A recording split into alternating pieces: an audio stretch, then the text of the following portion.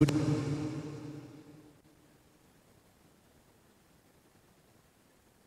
Zambia, Lusaka, I will be taking you through this program to the end.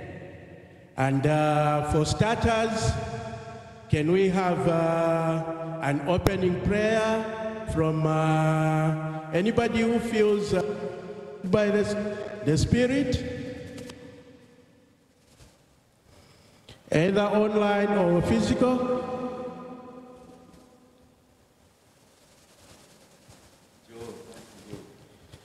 Joe? Father Joe, are you able to give us an opening prayer? Are you asking me, Father Joe Healy? Yes, Father Joe Healy. Can you give us the opening prayer? In the name of the Father, and of the Son, and of the Holy Spirit, amen. Let us pray. God, our loving Father and Mother, we thank you for the blessings of our life. We thank you for Laurent Magesa. May he rest in peace. We thank you for our second annual memorial lecture. And as the African proverb says, one hand washes the other. So let us share together, learn together, and in the synodal process, walk together. We ask this through Christ our Lord. Amen. Amen. Thank you, Father Joe Healy. That was a very, very, very inspiring prayer. We are gathered here, as Father Joe Healy has already hinted in the opening prayer, for the second memorial lecture of Laurent Magesa, Professor Laurent Magesa, under the title Laurent Magesa Epitomes That Deep Hunger Begets and Inspires Legacy. And to that effect, let me call upon Dr. Magoti to introduce the event, the program, and to recognize our distinguished guests present here. Dr. Magoti.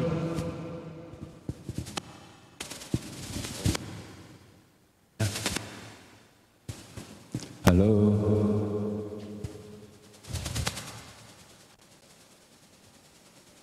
Napaswa kusimama au nikae tu? Good morning, good afternoon, everyone, those here present and those on Zoom. It gives me a great pleasure to welcome you all to this second Laurent Magesa Memorial Lecture. It is part of a long series of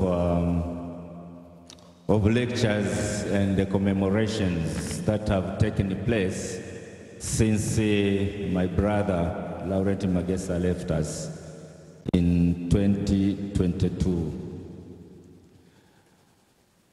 I think the first memorial lecture was held in San DePaul University, and it was organized by Father Stan Chuilo. And in that conference, in that memorial lecture, we discussed quite a number of things, and one of them was to continue this tradition, this practice of having annual lectures. So the first was done in the States, DePaul University, and the second was organized in Nairobi by the principal of Hekima, Father Marcel Uineza. Again, I was privileged to attend that conference. It was a kind of a review of Laurent Magesa's contribution to African theology, what he did, and how his legacy can be maintained, especially in the area of African theology. Then the third series of lectures happened it was this year. Again, it was made possible by Father Toussaint Kafarire from the DRC. It was held at the University of Dar es Salaam, and it happened under the banner of Pan-Africanism. We thought, in spite of being a theologian, Laurent was also a Pan-Africanist. He believes in African unity and the unity of all African people in Africa and then the diaspora. So that was held in February, March this year. So this is, as I say, one of those lectures, memorials in that series. And I am really grateful for the people who made it possible.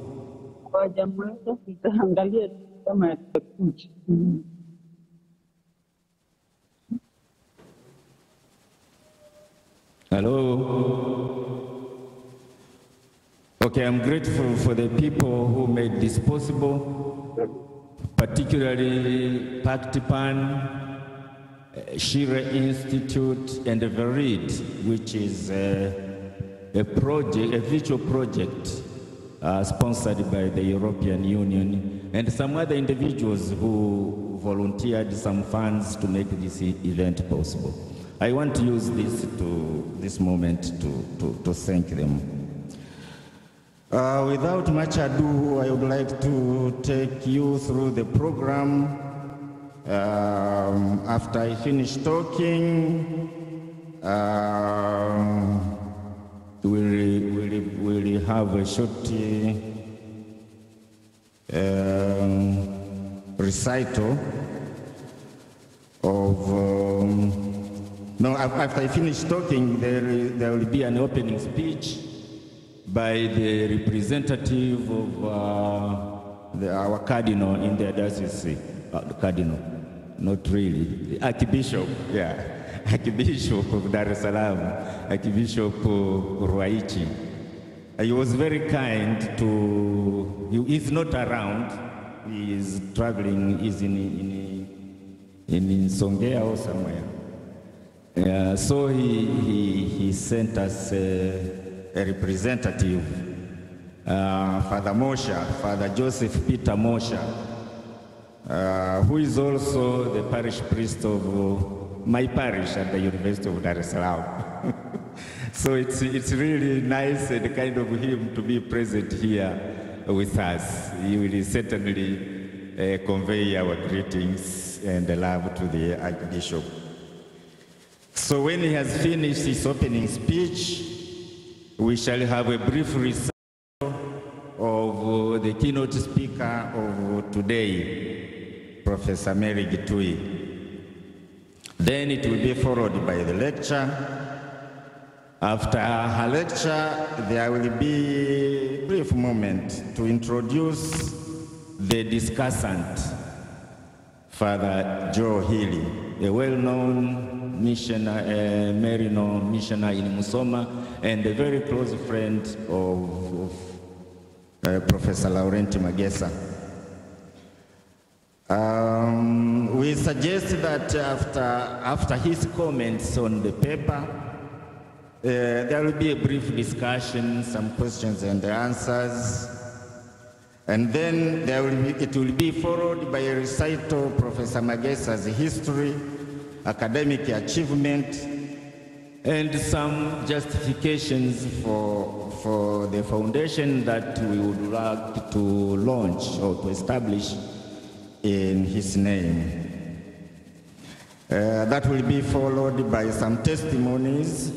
One of the testimonies will be coming from Professor Ilaria Makoni, and then the second will be a testimony from Professor Jesse Mugambi, from a former professor at the University of Nairobi, I think, Kenya, Nairobi, Kenya.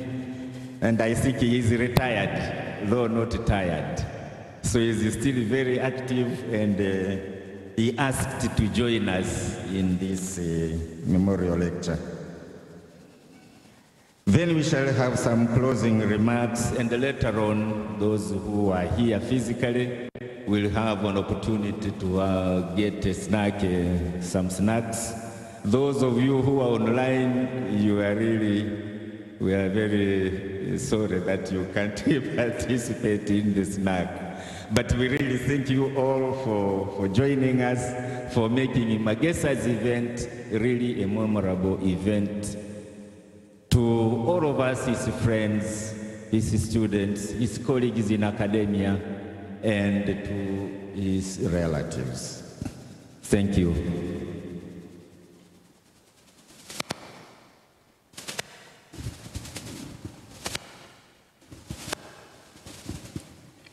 Yeah, it is now time for the opening speech by the guest of honor, the representative of the Archbishop of Dar es Salaam. Father, it's your time.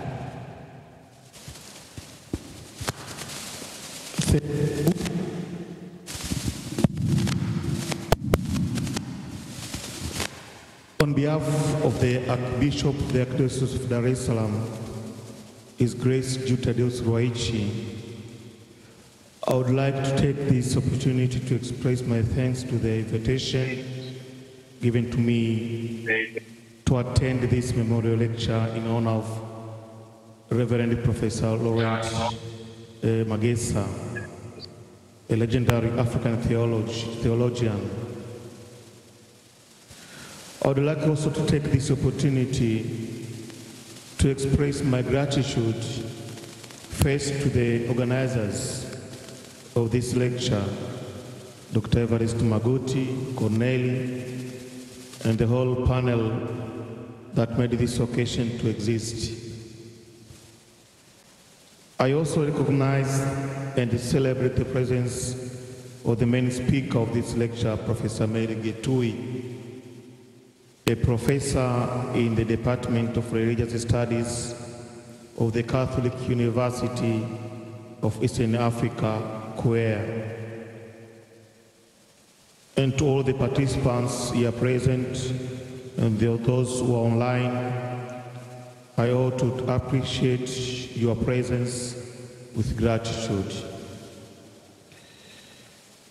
The post-synodal exhortation, Ecclesia in Africa, urges the following.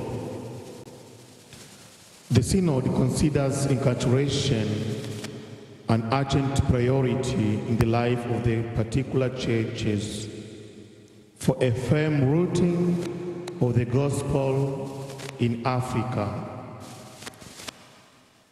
This statement unveils the church's quest and effort to evangelize African cultures. African societies embrace a great treasure of human values that can never be taken for granted. The introduction of Christian faith will make sense when these assets are discovered and valued in accordance with gospel requirements. Without compromising the message of the gospel and carefully not scorning African values, the process of enculturation will blend the two and enhance a tangible religious adherence. The same exhortation continues to say, enculturation is a movement towards full evangelization. It seeks to dispose people to receive Jesus Christ in an integral manner.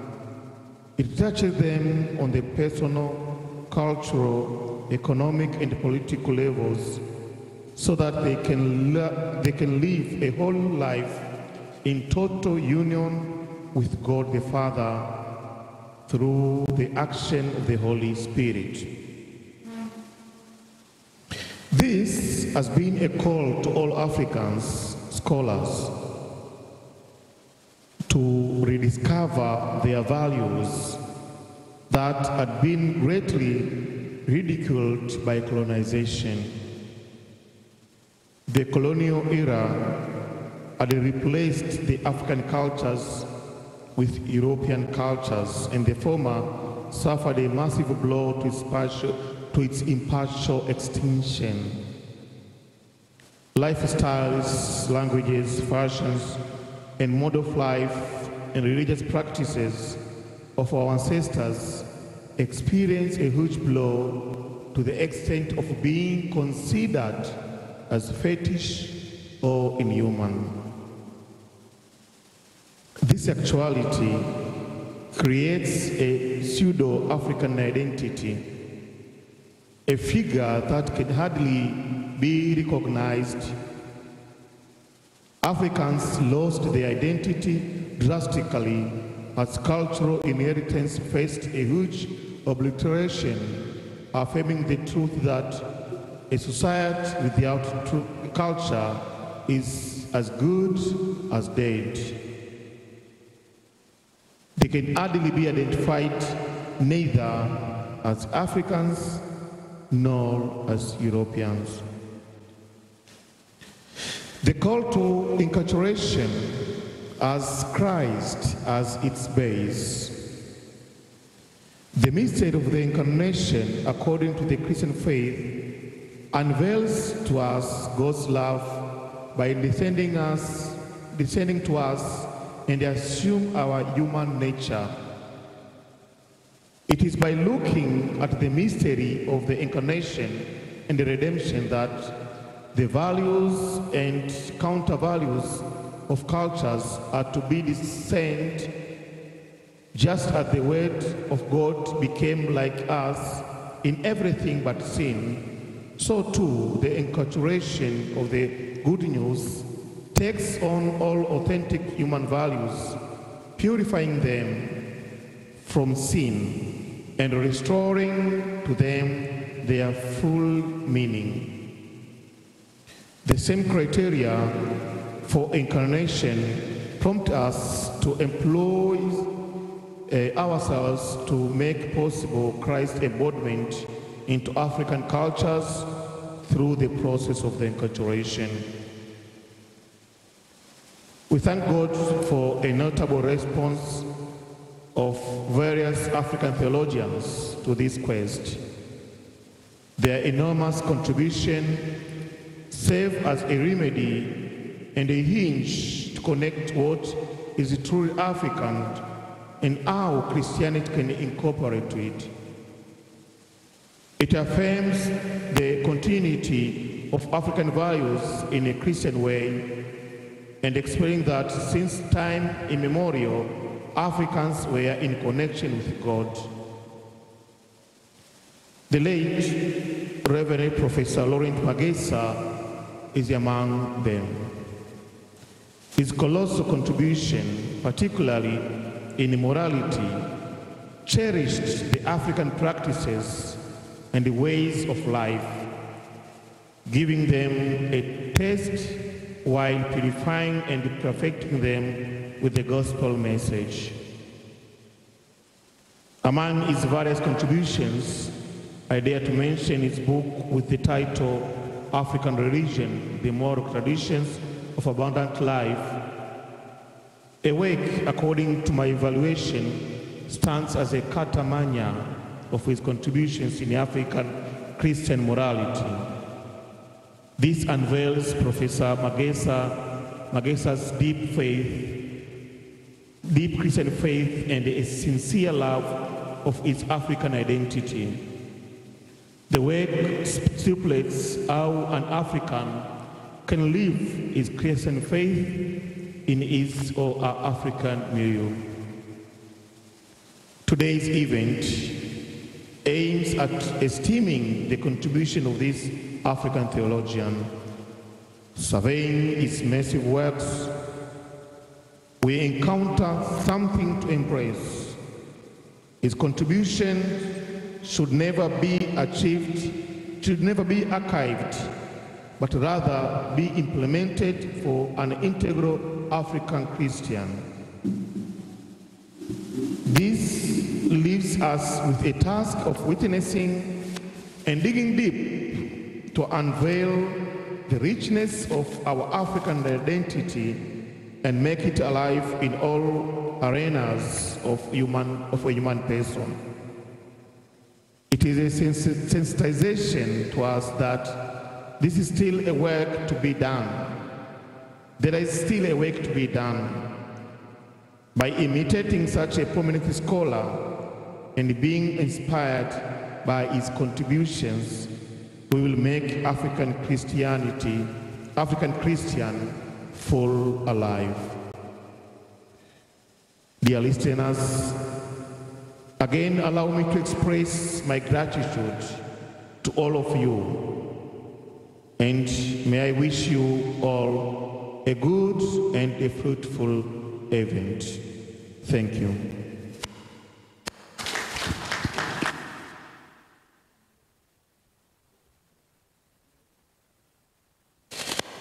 Okay, that was the speech, the opening speech by Allow me to ask Alex to kind of interpret that in brief in Kiswahili. Alex. Thank you so much. Karibuni sana wageni wote waalikwa katika memorial lecture hii, yaani muhadhara wa kumbukizi ya Profesa Father Magesa.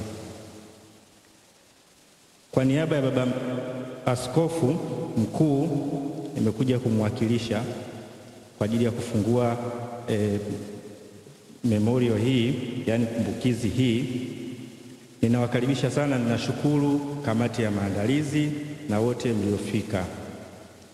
Kwa upande mkubwa, memorial hii au kumbukizi hii inalenga zaidi kumkumbuka Father Magesa, mchango wake katika utamadunisho wa Kiafrika na sayansi ya Mungu ambayo ina msingi wake kwenye mafundisho ya kanisa na Injili. Yeye kama msomi na mtafiti mmojawapo ametoa mchango mkubwa sana katika hili.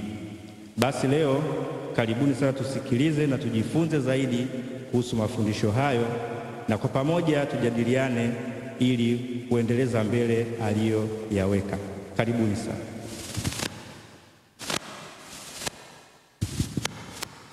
Asante Alex, thank you so much for that brief interpretation of in Kiswahili of the opening speech of the representative of the Archbishop. I will ask to come in the side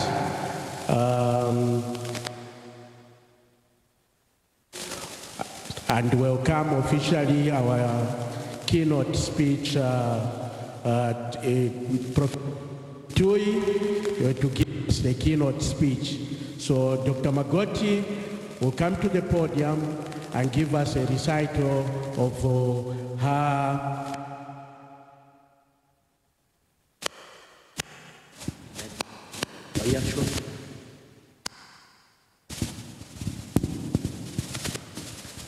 So, hello.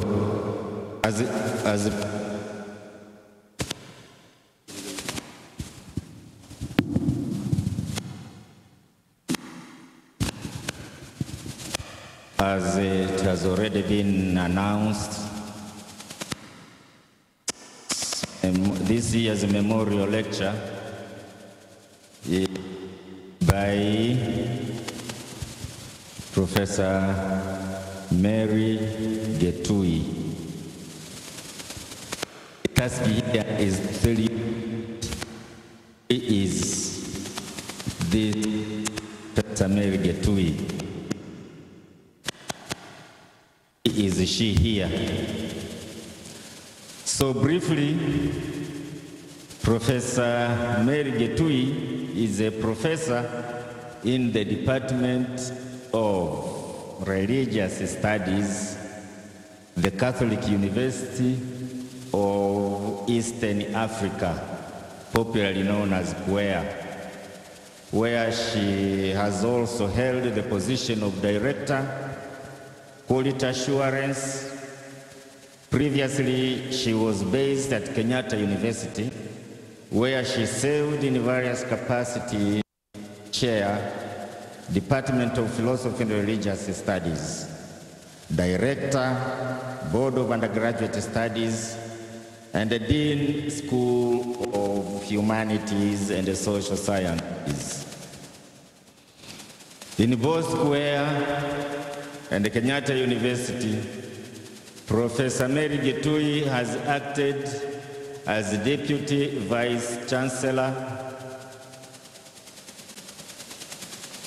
Academics. You know, at universities, they have all these positions, one in academic, one in finance, one in overall. So she was in charge of academics. She has published extensively on religion, education, culture, family, and gender, as well as peace and health. Current research interests are on the interface between religion and contemporary issues. In 2009, Professor Mary Getui was conferred one of the Burning Spear, which is one of Kenya's highest awards, given by the of distinguished public service. From 2009 to 2015, Professor Mary Getui served as Chair, National AIDS Control Council. Continues to be a member of several public and community initiatives, including currently Africa Childhood Network. In 2012, Professor Getui was awarded honorary degree Humane Letters by DePaul University, Chicago, USA.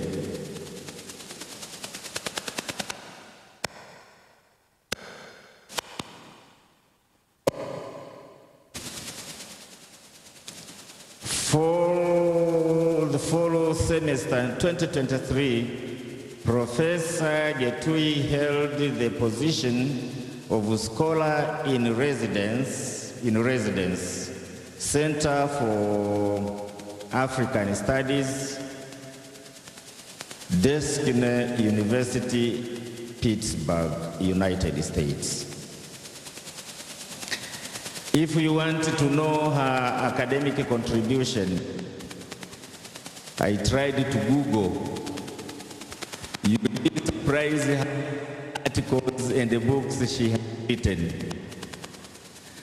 So in front of us this afternoon is an accomplished scholar talking about. And when she speaks about Laurent, she speaks about a person she knew. And as if so really in front of us and in front of the audience on Zoom, we really have a very accomplished scholar worth listening to. Thank you very much. I now take this opportunity to welcome you, Professor Mary Gituri, to deliver your memoir.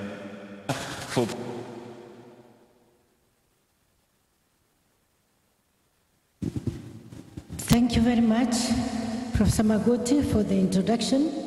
Good afternoon, everybody. It's a great pleasure for me to be here. Thank you so much for the invitation. When I look at the audience, I see my students who are now accomplished in their own right. First of all, yes, your papers.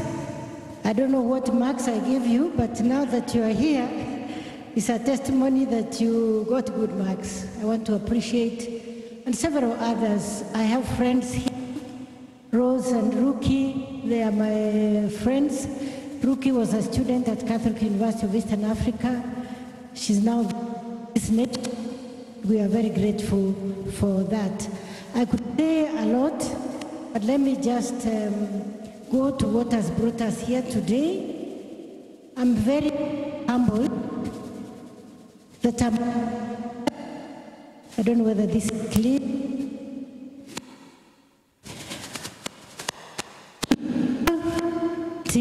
Magesa. I met Laurent in his writings before I met at how easily and fluently, smoothly his ideas. I was a young student, and then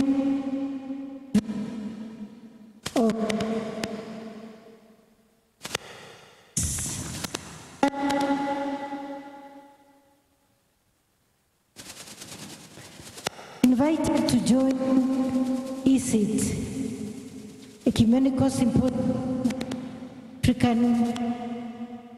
I was still a very young student, and in this group, 𝐷𝐶𝐻𝐿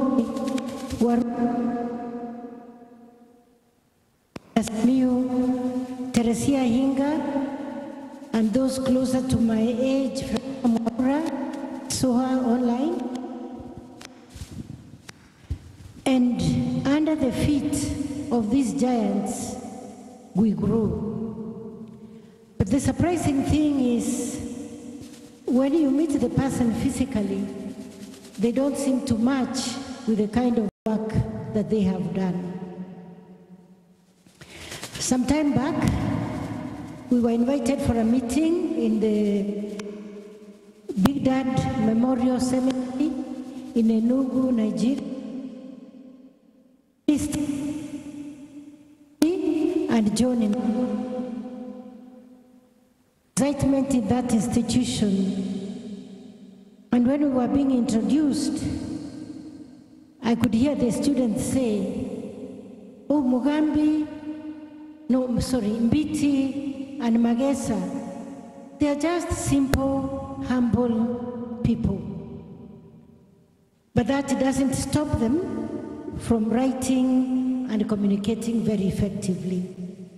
And then I had the privilege of working at the Maryknoll Institute of African Studies under Okiran, and at this place we were colleagues with Professor Magesa. And I learned a lot from him, and I'm grateful that that has contributed to who I am today. And more importantly is that Magesa is a family friend. He would come to our house, interact with my husband, with our children, and they always said that he was humble, very committed to issues of the church and issues of life. I want to introduce the topic I want to talk about today, about my friend. And I've titled my sharing, Laurent Magesa epitomes deep hunger, epitomes that deep hunger begets and inspires.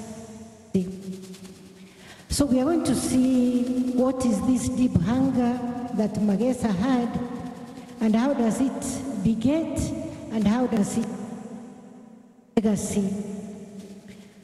The reflection has 6 parts. The first one is on the preamble. Then we have dots of life, hunger in life, Magesa's hunger, living and expressing hunger, and few remarks about the thought regarding the Laurent Magesa Foundation. So let me start with the preamble. Ndundwiga has been the Seventh-day Adventist chaplain, Kenyatta University, where I worked for a very long time. And this pastor posts a devotion every day. I was intrigued, or I was very keen in what he wrote on June 14, 2024. He said, "I'm always intrigued by this one issue. What is the secret behind extraordinary achievement? Why is it that some men and women, for that matter, rise to greatness and accomplish great feats that impact the histories and destinies, while others go through life hardly in any presence?" So what is it that makes some people have extraordinary achievement? It made me very sad that there could be some of us who go through life registering any presence. And I want to think that our sharing this afternoon make us think and think again on how we can register some presence in life. The devotion, Kigunu goes on to say, why is it that there are people who are recognized in human history and their names are on the lips of generations to come? What is the secret of that extraordinary effectiveness? This pastor has gone on to say that from his keen observation and reflection, he has put it just one word: hunger. Desperate hunger is the driver that pushes people to overcome great odds and move to extraordinary achievement. And he goes on to ask, what are you hungry for? We can look at it literally and we can look at it symbolically, but the principle is that hunger will work universally for those who want to do good and those who want to do evil. This devotion has got examples of people who have a hunger to do good, and there are also people who have a hunger to do evil. And so the important question is, what are you hungry for? What is the hunger that drives you? These sentiments serve well for the legacy of Laurent Magesa. And I think that is why we are here, to remember him, to appreciate him for what he did, and also to and our good wishes committed to Laurent Magesa Foundation. What I gather from Kigundu things are done because there is something driving us or there is an issue of our concern to us.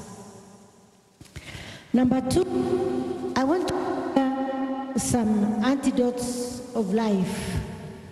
Very, very simple things, because it will challenge us, it has challenged me to ask what issue should be of concern to me at the particular age in which I am.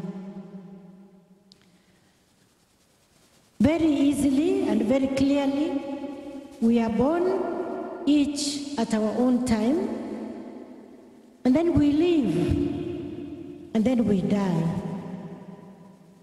So in between, we have a whole stretch. What I'm going to share is a theory. It may not necessarily be broken down the way I'm going to break it, but the question is, as we go through life, what are the marks that we leave behind? A consultant in Nairobi Hospital by the name of Robin Mogere gave us, in which broke down the different phases of our lives. And he said, 0 to 25 years, a time of bliss. It's a dreams. Those from Kenya could remember that there used to be an advert that when I grow up to be a doctor, when I grow up, I want to do this and I want to do that. So 0 to 25 years is a time of bliss, a time of dreams, a time of saying, when I grow up. Oftentimes, it's a period when an individual could be full of themselves. Sometimes, the older people, it could be the teachers, it could be the parents, and others. It could be the priests, it could be the sisters. But it's also a period when we depend on others. And the question could be, what should be the hunger that drives us when we are 0 to 25 years? I don't want to talk about Magesa and about this age, because we are going to be given his history. But what comes across is that there's a lot we can do in this age.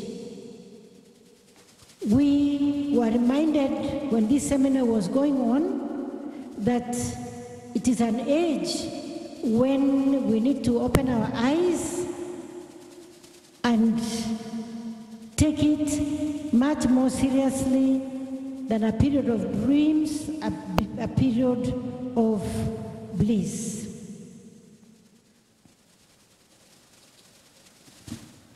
Number the age between 25 and 35. That's a period which can be termed as the discerning moment. If there are people in that age group in this room, perhaps we are asking ourselves, when did I grow so old? Where did the time go? How did the time pass? What happened to my dreams? And because we are in the African context, this is the period when we are reminded much more and much more that we are members of the community. With regard to vocation, with regard to family, with regard to career, and with regard with very many decisions that we make at this point in time. Again, I'll go back and ask, which is the deep hunger for yourself at this period in time? And as we said, we probably don't have to look at it in chronological age, but a reminder that we are members of the community, and the vocations that we take, the family choices and decisions we make, the career choices we make, have got a lot of impact on whether we are going to be classified among those who have done extraordinarily well, or people who have passed through life without leaving any impact. 35 to 45 years is a demand and demanding age. High expectations from self, high expectations from the family, high expectations from the society. You are growing, and the society has very, very high expectations. And these expectations and these demands can either break us or they can make us. But it is not too late if we are saying, oh, there are things I should have done earlier years. No. It is a time when we can actually reinvent ourselves to meet the demands of age and etc. We can make progress. 45 to 55 is the age of decline with regard to vigor, energy, and expectations. If you're at work, there's competition from the younger and upcoming professions, new technologies and ways of doing things. Health challenges creep in, retirement is knocking. It could be the time when we realize that so much has gone on, and we try to put in some effort to appear or to look younger, but the reality is that this will be on the surface, but the interior, a lot is going on health and many other physical demands on our body. If you are a teacher in Kenya, when you get your pay slip, they'll be indicating to you how many more years you have to retire. So as we have said, it's an age of decline, it's an age of beginning to go down the plateau.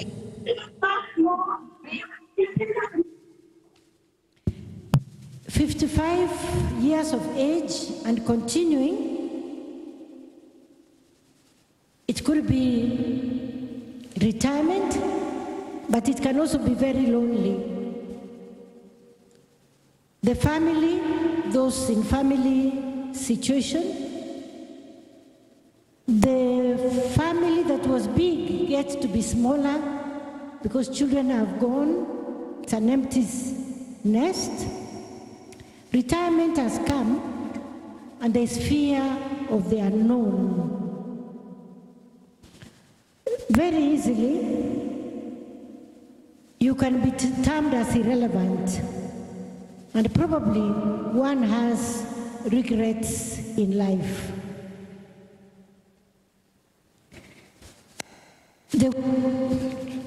The speaker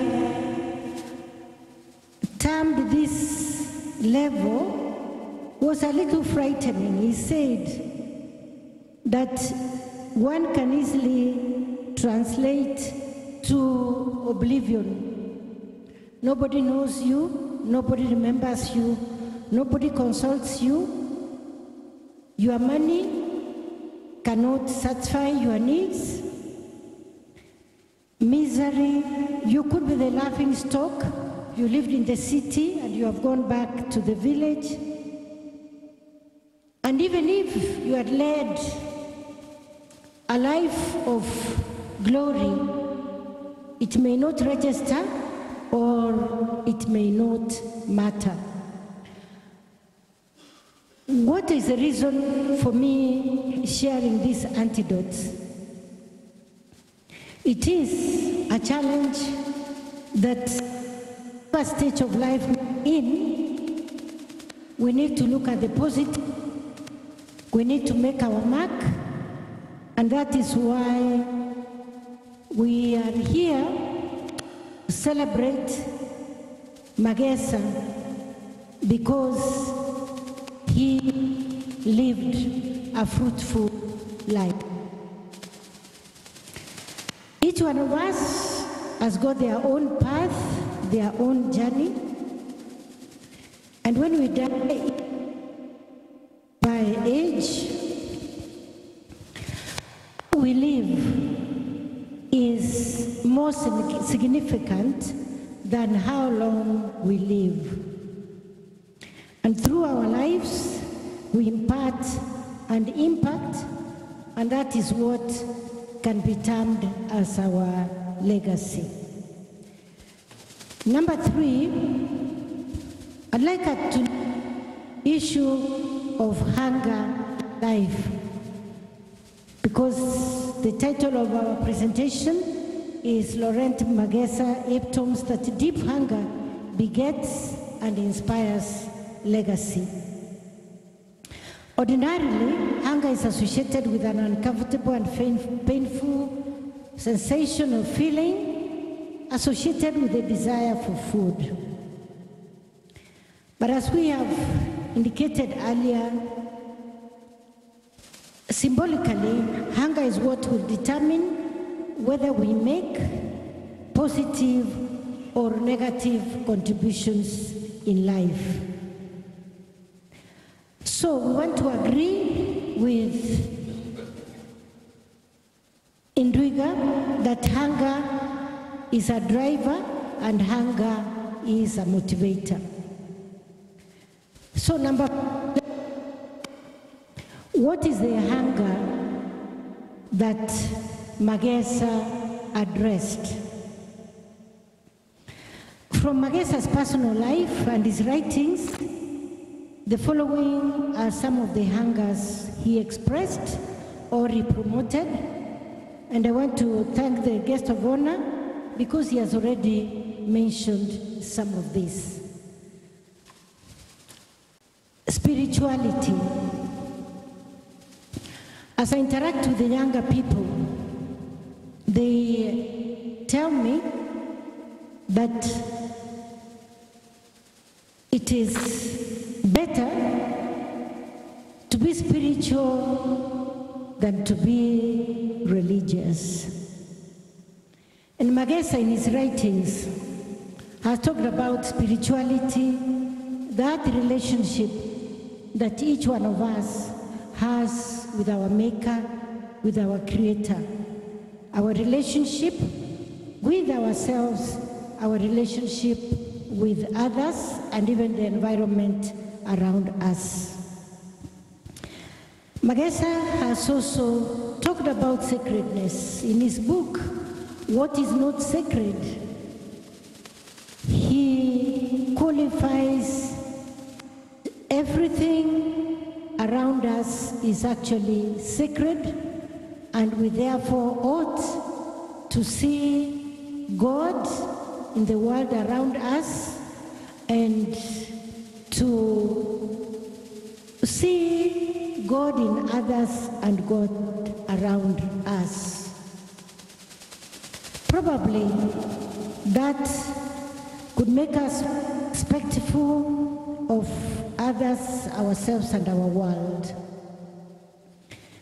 Magesa also talks about ethics, right and wrong.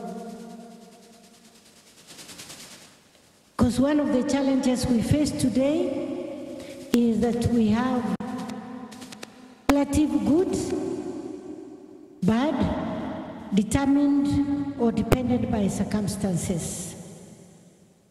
Magesa urges us, or he has a hunger that we be concerned about that which is good and that which is bad and call them by that name. Magesa also talks about mission. And when I talked about the meetings we used to have with them, one of the books that came out of that initiative was Mission in African Christianity. What does mission mean to us? And the challenge is that each one of us is a missionary. Yes, I also talks about church and Christianity. What do they mean to us? What do they mean in the context of Africa? He talks about nature, the environment, and on this he draws in from the teachings about African culture and the attitude towards nature. So much pollution, there is so much contamination. In many of our communities, you do not contaminate the water source, because water is life. But if there is somewhere where we have such high contamination now, it is our water sources. You don't contaminate food. We talk about many things which are bringing illness to us. Magesa also talks about enculturation, his book, The Anatomy of Enculturation, that the church, Christianity, can only be rooted and can be rooted deep if we recognize the value of African culture. Magesa also talks about religion. I've already talked about spirituality. What is religion? And the guest of honor has already indicated that Magesa's book, African Religion, The Morals of Abundant Life, is a classic in its own. Magesa also talks about vocation. What is your calling? And if we take it back to the different levels of life that we have talked about, what is your vocation? I'm a and one of the best moments I spend these days is time with those grandchildren. And I'm beginning to look at it that the age at which I am now, my vocation is to be a grandmother. They don't know that I'm not as flexible, but they want me to get the ball which has gone under the bed, which has gone under the table. They want me to race with them. One of them told me another day, "Oh, Grandma, you seem like you eat a lot, you know, a lot of fun and a lot of goodness." One of the things I do with my grandchildren, my children tell me, "Mommy, you never allowed us to do those things." I say, "Rookie," I tell them, "you were my children. And that time you were children. And now it is you to know what to do with your own children but they are now my grandchildren. Tough love, as it were. Magesa talks about liberation. What is it that is holding us back from doing certain things? Liberation theology. That we need to say no to those things that aren't life, to the things that hold us back. And of course, when we talk about moral theology, it's about the things of ethics, the things of sacredness. Liberation theology. I want to go to number 5 as we draw near to the end. It's like, how do we live, or how do we express our hunger? And we recognize that there are 2 ways of looking at it. One of them is the way we lead our personal lives. And number 2 is how we utilize the talents or the gifts that God has given us. As already noted, Magesa expressed and promoted his hunger in his personal day-to-day routine. At the end of this session, we are going to hear testimonies about Magesa. I hadn't even looked at the program, but I have this in my presentation. Almost like, what do people say of Magesa? And I asked some people who have interacted with him, who had interacted with him, that humble, he was unassuming, and I like this one, that he was loyal to his own minds. Loyal to his own minds. He was an epitome of intellectual integrity. He was a scholar par excellence, and he was passionate about Jesus Christ. And that he was a priest. I mean, that is obvious. He was a priest. When I interrogated the person who told me this, and with all due respect, the person said, they are priests and they are priests. Does that send a message? They are priests and they are. That Magesa was a priest. I think this is very, very deep.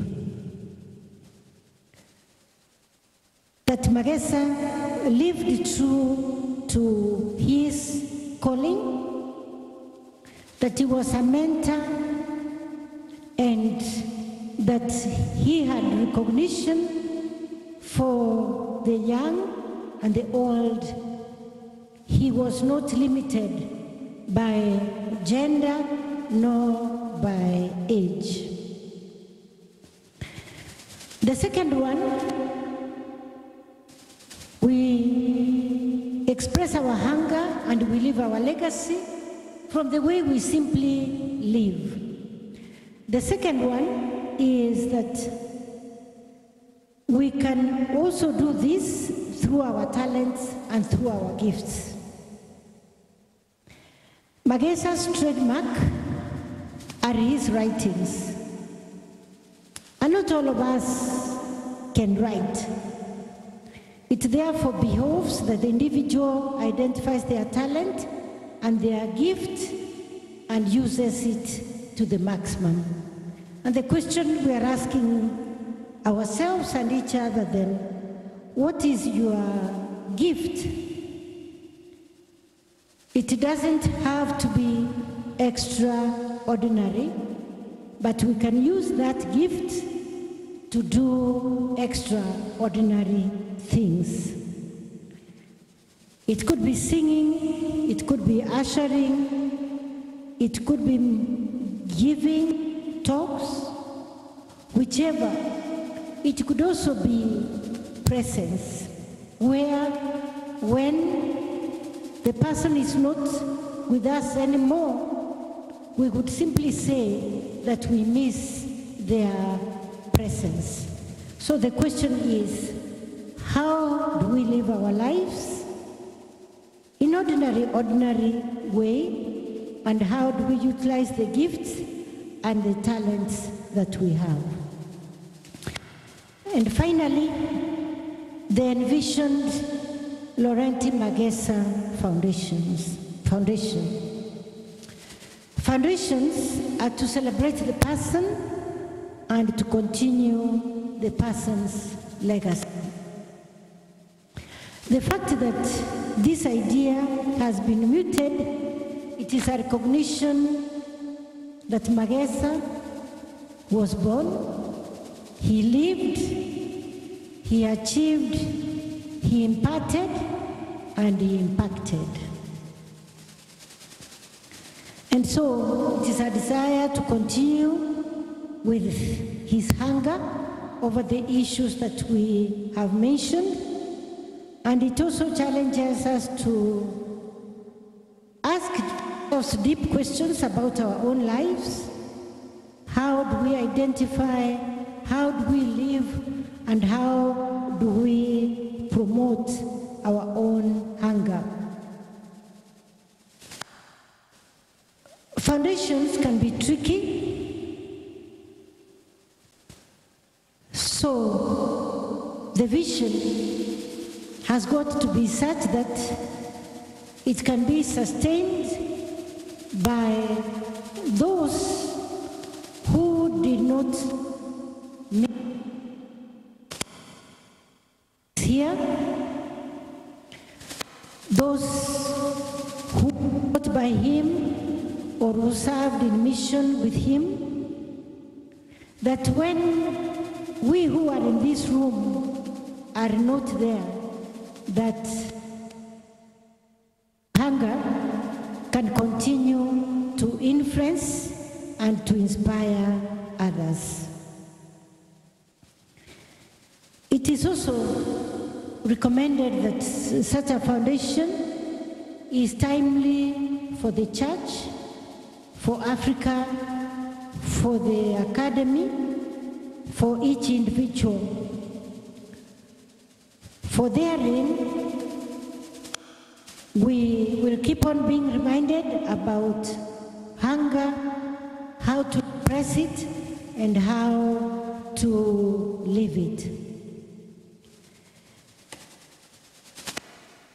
I want to pray that many years now, after the foundation has been launched, we will have a library, a center that will have the collection of Magesa's publications and others of similar thought. That education will inspire research and scholarship aiming at making our lives, the life of the church, the lives of the families better.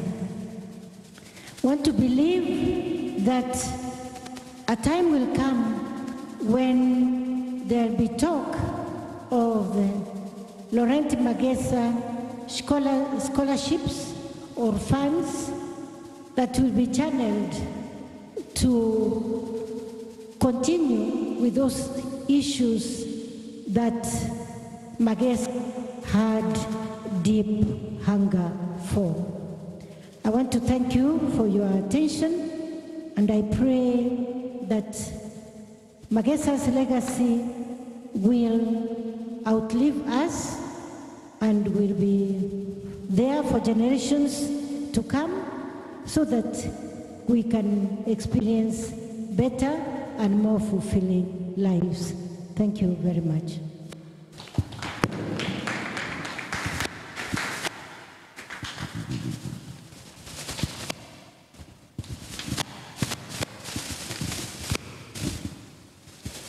Thank you so much, Professor Gitui, for that inspiring keynote speech. When I arrived in Tanzania, I found a song that is very hot on the market. Sister Ndoti is the one that actually told me about the song and was singing it to me. It talks about 𝐉𝐼𝐍𝐻. And in this song, the message is that the world without women is not safe and secure, and you cannot enjoy it, and that we cannot develop without women.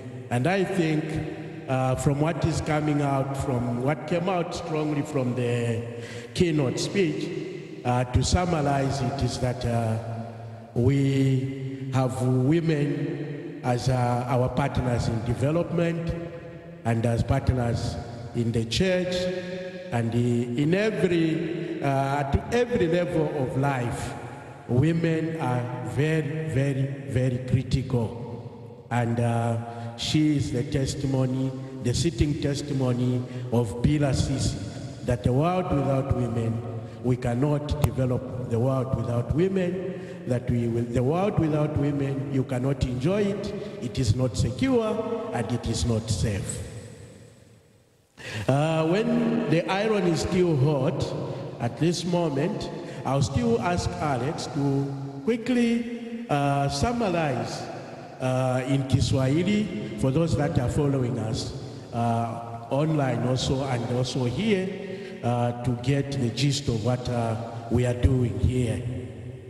And for those that are following us online, we are also streaming on YouTube live at Jugo Media, Juge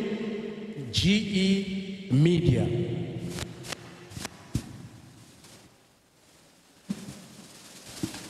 Ndugu mgeni rasmi na wageni waalikwa, karibuni sana katika kumbukizi hii.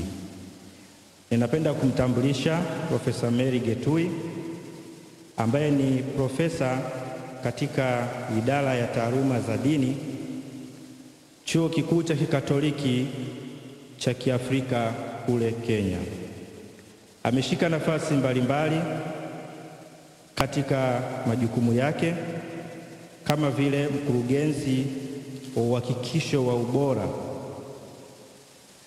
pale Kenyatta University, na pia amehudumu katika nafasi mbalimbali pia kama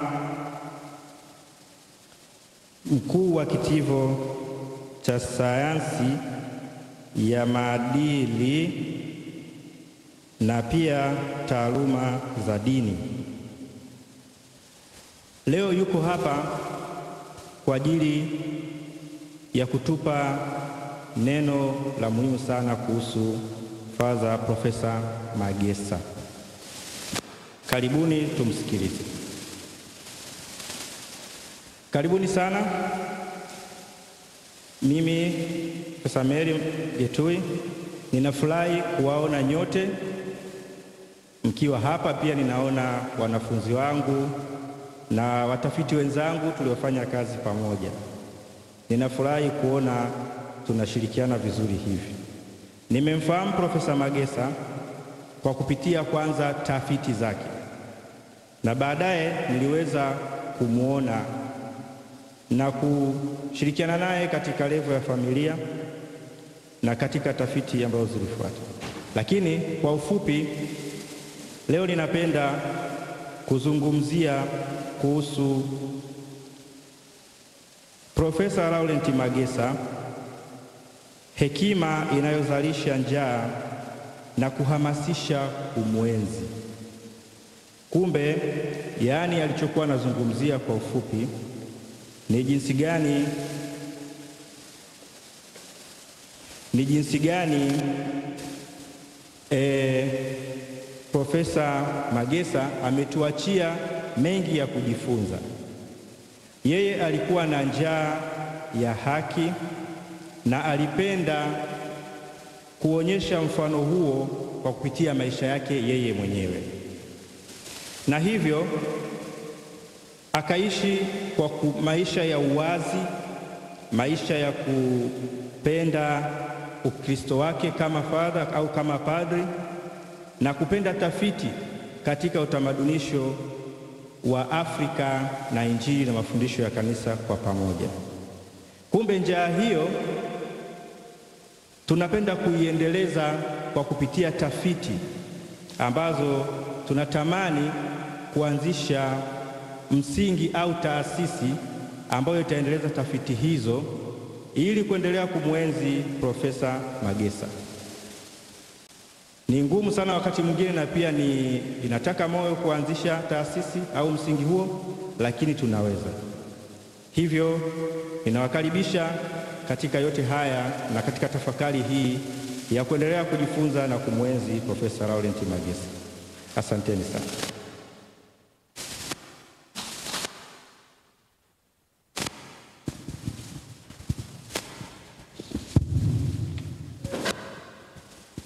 Thank you so much, Alex, for the translation in Kiswahili and for just capturing the many points of what was in the keynote speech by Professor Mary Gitui.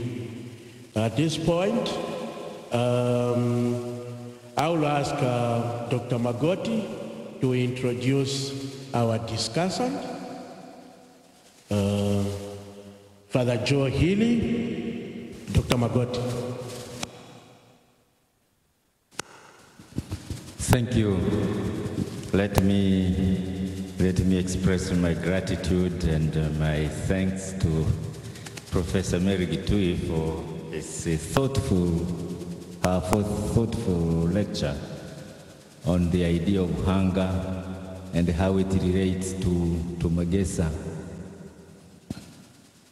When she sent me that title, I said, hunger, it's very simple. Most of us are hungry for food, hungry for material things.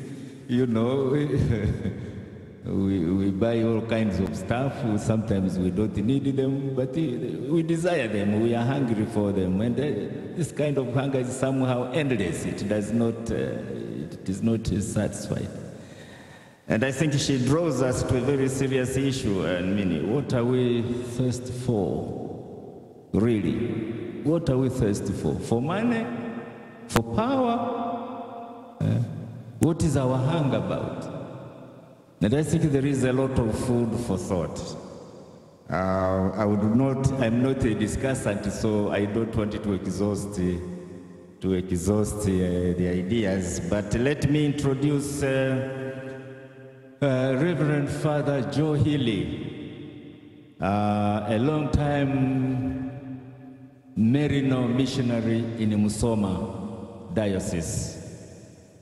Before coming on Zoom, we were talking with him, and he told me that he arrived in Musoma in 1946, when the year Magesa was born. And he was there until, Magesa went through primary education, secondary education, seminary education, ordination, and later on as a colleague in the diocese, working in the diocese of Musoma. So Father 𝐵𝐻𝐒 is a person who knows Father Laurent Magesa as a colleague, as a fellow priest in the Diocese of Musoma, but also as a researcher. The two of them worked very hard on the establishment of the small Christian communities. If you ask anybody in the Magesa, what do they know about 𝐵𝐻𝐒? It is small Christian communities. So he influenced Magesa, and those who have read Magesa's work, he wrote several articles on Christian communities. So again, we have in front of us a very accomplished researcher, a priest, a missionary, who is worth listening to when he reflects or when he comments on Professor 𝐉𝐵𝐍𝐿 lecture. Father Hiri, please. Hello. Thank you very much. I am joining you from California and the West Coast of the United States. Good morning and good afternoon. I'm delighted to be able to share in this very important event as we celebrate the life and legacy of Laurent Magesa. We are in the midst of building the African Synodal Church, and we know synodality, or the synod, means walking together. Laurent liked African proverbs, and one proverb that's very important says, if you want to walk fast, walk alone. If you want to walk far, walk together. I thank 𝐉𝐵𝐍𝐿 for her very insightful and creative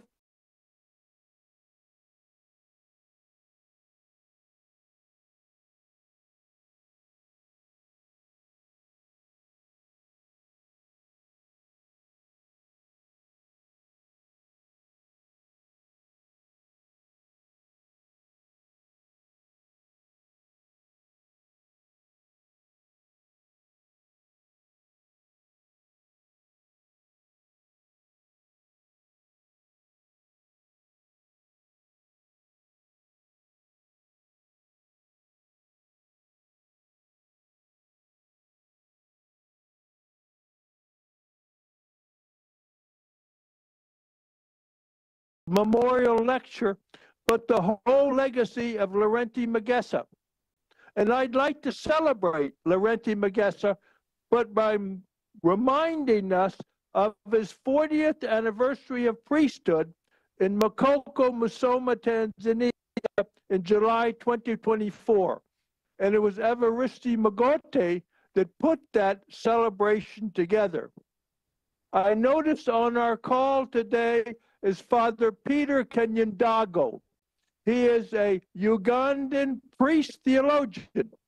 And for that 40th anniversary, Father Kanyindago got in a car in Kampala and drove all the way around Lake Victoria to Mwanza and then up to Musoma to celebrate with his good friend Laurent Magesa. So, as already mentioned by Evariste, many times Laurent Magesa said, I was born the year that Maryknoll Society came to Tanzania, 1946. We were given the two dioceses of Musoma and Shinyanga, and that's when Laurent was born, 1946. What I'd like to do for a couple minutes is build on the insights of 𝐉𝐵𝐍𝐿. And what I'd like to do is highlight some of her insights and descriptions with a few stories. I begin with Magesa's hunger. And the two areas I'd like to point out are sacredness. Laurent had a very original idea that all life is sacred. And that's what we call a holistic approach.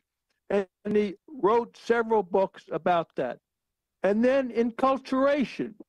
Enculturation was Laurent Magesa's DNA.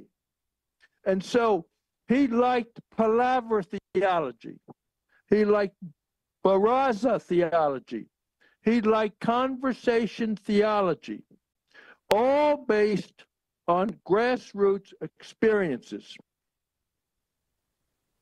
I move on now to living and expressing Laurent's hunger.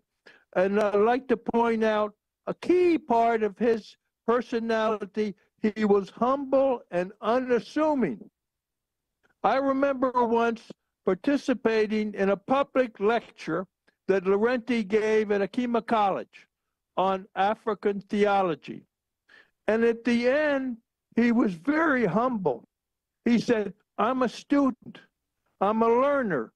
I am searching for theological insights. Help me. If I made some mistakes, correct them. Build on what I've said to make it better. So he was never afraid of criticism or help from other people. That was his personality. Now I move on to how he lived and expressed hunger. And I think immediately of what 𝐷𝐷𝐿 said about the importance of Laurenti's writings. He had a gift and talent for writing. I came to Africa in 1968. I realize many of you were not born in 68. I worked at the Magesa office in Nairobi, which is for the countries of Eastern Africa.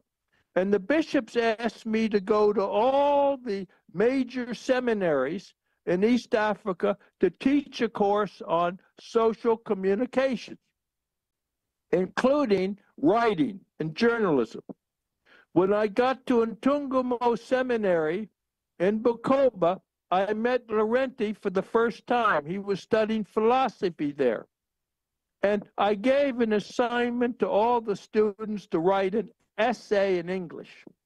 And I gave that same assignment to all the seminaries in Eastern Africa. So over a period of 5 years, I taught thousands and thousands of African seminarians.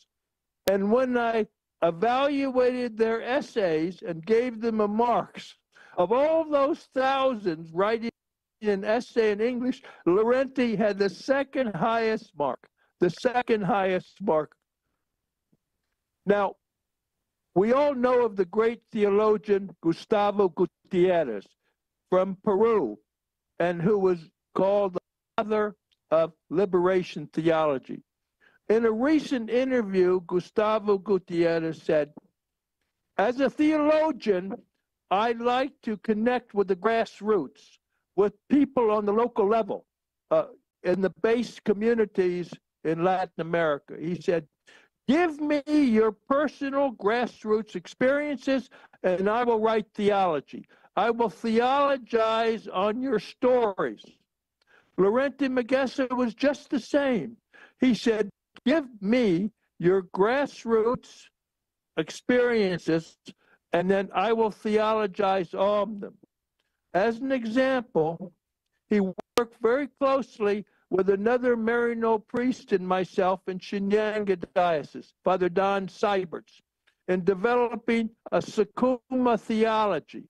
He said the proverbs, sayings, and stories of the 𝐔𝐄𝐒 people are the source of a theology. And those of you who know the 𝐔𝐄𝐒 culture, the great hero was Masala Kulangwa. And Laurent had the insight, Masala Kulangwa was not like Jesus. He was Jesus. And that's really enculturation theology, contextual theology.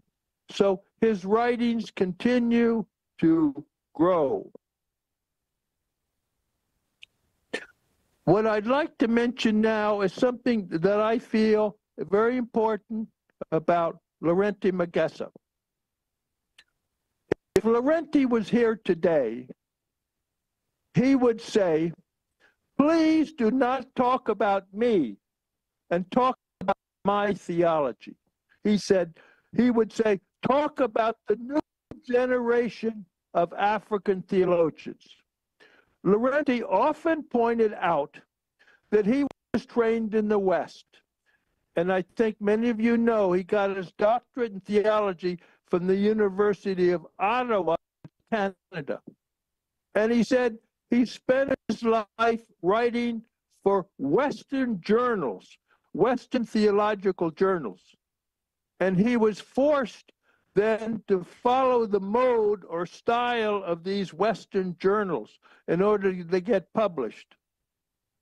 So he said, what I want to see happen now is something new. I want the new generation of African theologians to be trained in Africa. Trained in Africa. And base their theology on local contextual issues.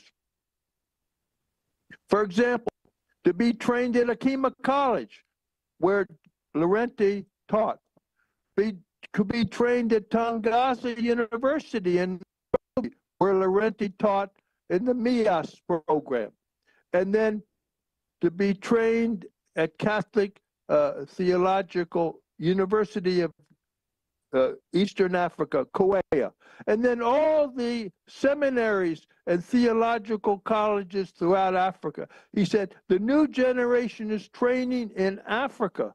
And he said he wants to have African journals start in Africa, not copy the West, but come out of the originality and the creativity of the African experience. I'm going to close with a comment about the Laurent Magesa Foundation that Mary emphasized. We want to continue the legacy of Laurent Magesa, the creativity of Laurent, his writings, and how he planted so many important seeds for the future of African theology. And I end with an African proverb: that which is good is never finished. Thank you.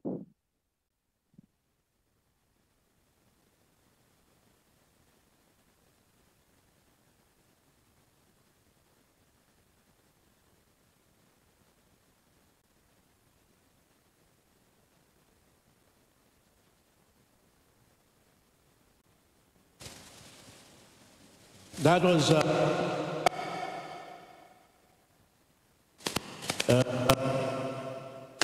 before we move on to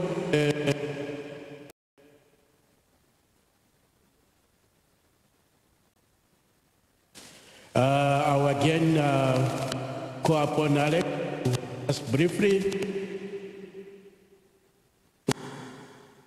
Father talked about.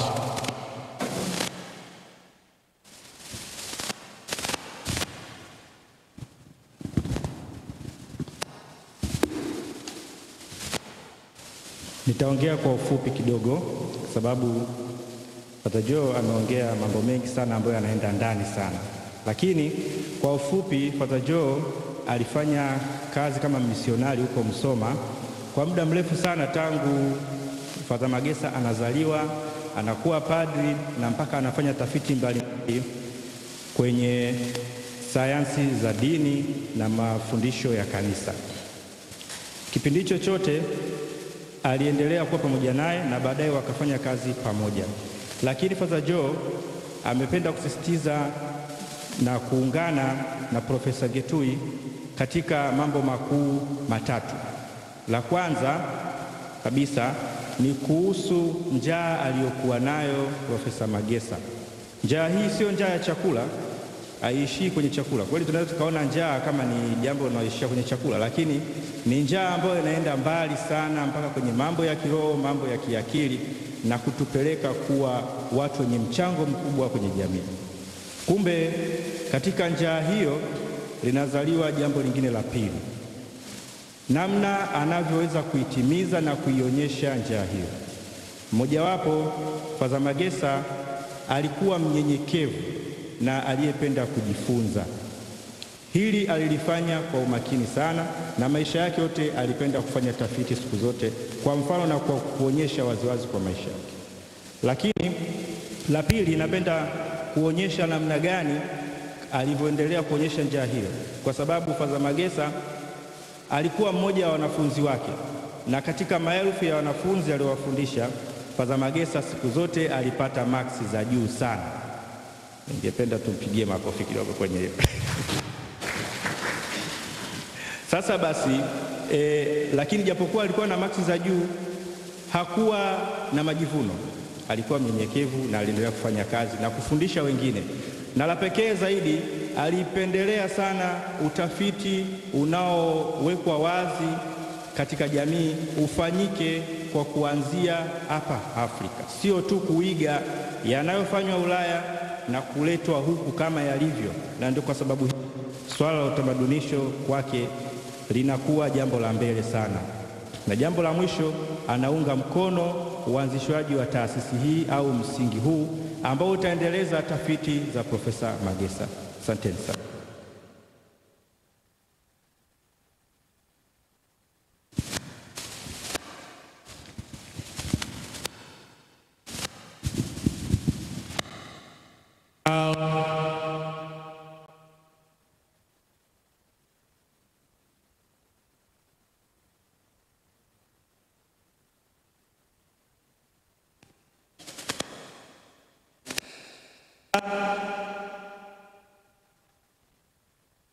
Physical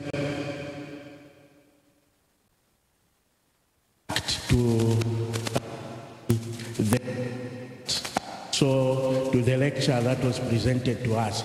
So this is for us, all of us here and all of us online, to participate in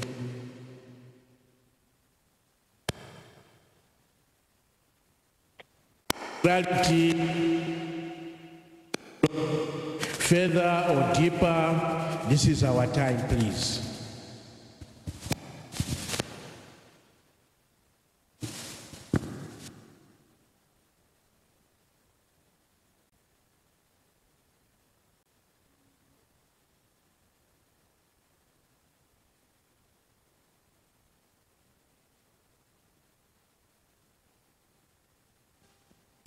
Kama kuna mtu ana swali lolote hapa au online.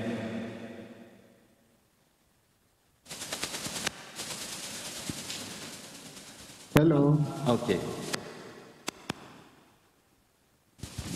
Hello.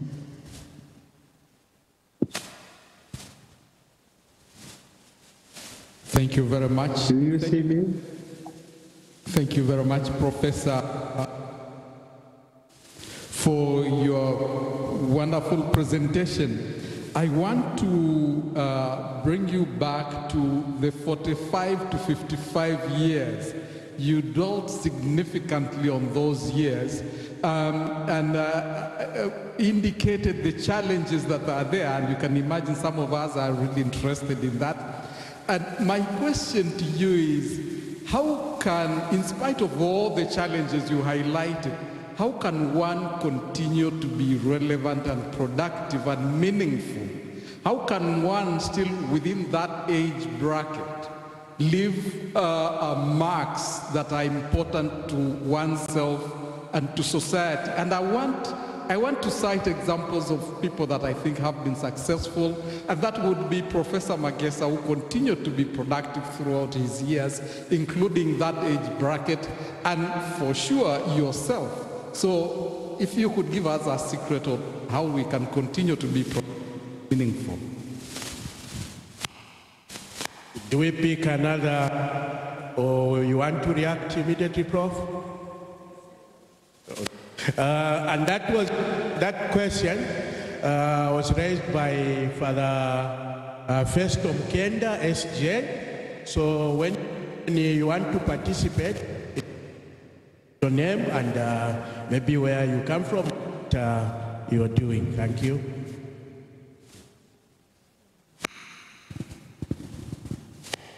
Take several and then on. I really don't have an answer, but as we said, we are not even limiting ourselves to any age group. The message that is coming across is that we can do something useful at any stage of life that we are in. In Nairobi, I go to, no, how do I put it? During COVID, there is a group of elderly people who came together because they were no longer able to go to church. They were not able to do anything much outside their homes. So they got together and decided that they would be meeting in each other's homes, but you sit far and you reinvent yourself. You retire, not R-E-T-I-R-E, T-I, but R-E-T-Y-R-E. You know, your car, the tire is finished, but you go and you put on a retire, meaning that you are actually still old, but you can do things differently. I think it all goes back to what is it that you are. I think an understanding of yourself. And that's why somebody described Magesa as being true to his mind. Magesa was very happy being asked to write presentations where he's going to speak. He would be willing, but he would tell you, that is not really my strength. I think we just need to understand ourselves. Now, because of technology, there are ways you can go to the internet and you can get a matrix there that can assist you to understand yourself, to understand your strengths, how to make use of them. Excuse me. But I think this is a discussion. Maybe somebody else has got something that they could add there. So I'd like just to open it up for other interventions.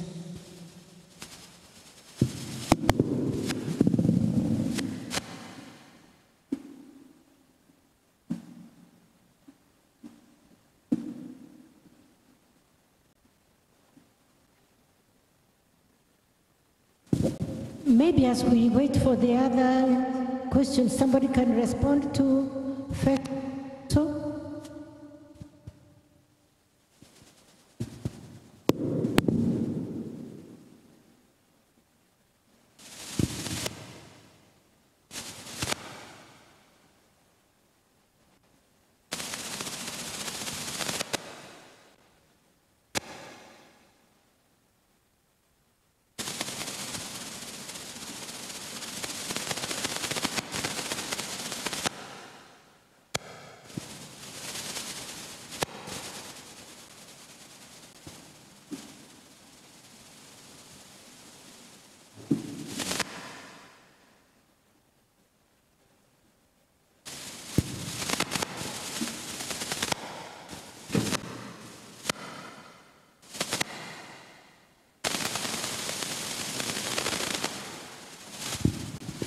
Guess there are those of us that would like to read them up. Feel free. Okay.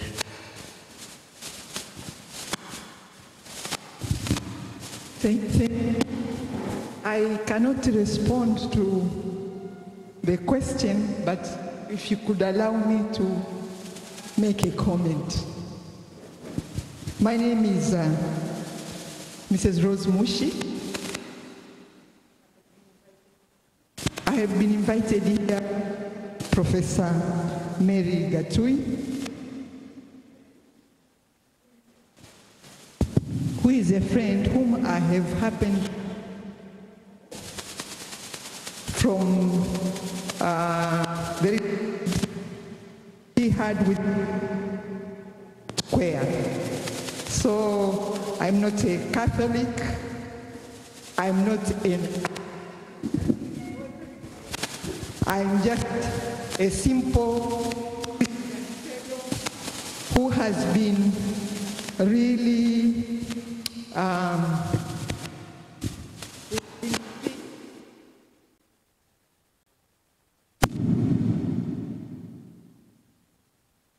really inspired by Professor Getui's lecture and by the whole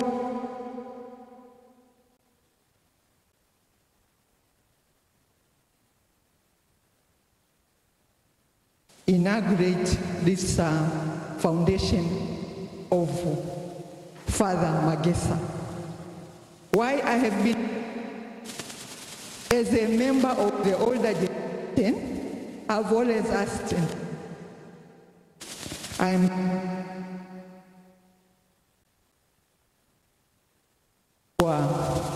of my own generation, the younger generation, and I question myself, what values have I left behind for my children and my...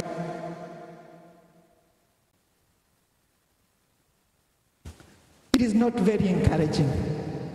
There is infiltration of values from other societies that are not healthy for our own societies, Africans.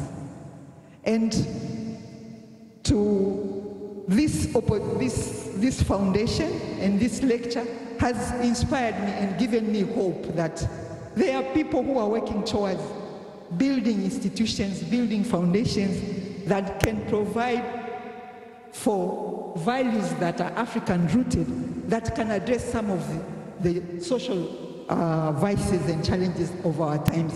So I have stood up here to say this is a noble cause, and I really congratulate you, and I look forward to the foundation and to the research that will be done in the scholarly articles that will be done that will be able to influence our society towards an African culture that is Christian-based.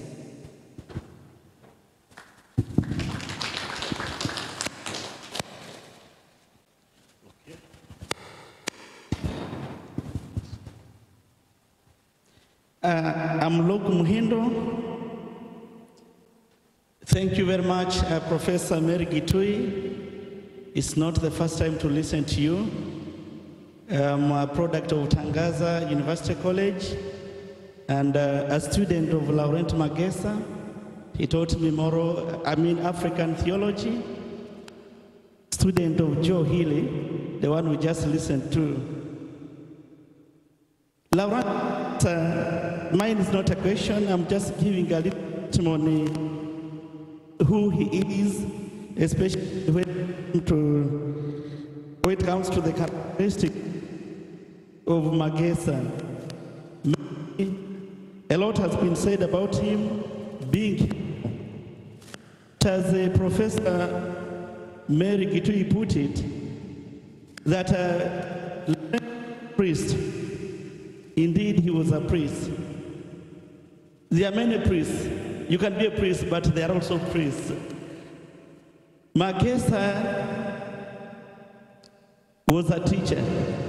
I must say he was indeed he had a way he was approaching African theology that at first we were confused when he introduced this class. That was in 2009, doing my theology in Nairobi. When he talked of African theology, we asked him, how many theologies are there? And what makes African theology African? He didn't answer giving us many things, but he could also give us questions. And at the end, we could realize we are answering ourselves. He could ask us, can just pick one example, that you do read the Bible? Yes. The Gospel? Yes. You've read the Gospel of Matthew? Yes. To which community was it addressed? Well, like to the Jews. And why specifically to the Jews? And using examples from the Jewish culture. Now, he wanted to tell us that African theology it becomes African theology because of the perspective we approach it from the African context. But at the end, he concluded theology is one. There are not many theologies. So he had a very good way of approaching or the way of teaching. And indeed, he was a true teacher. Thank you very much.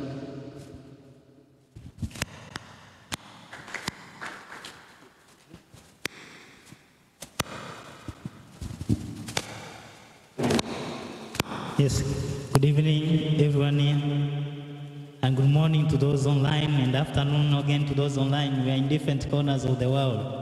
that's how I appreciate Prof. Magesa bringing us here. My name's Mr. Valerius William Juni.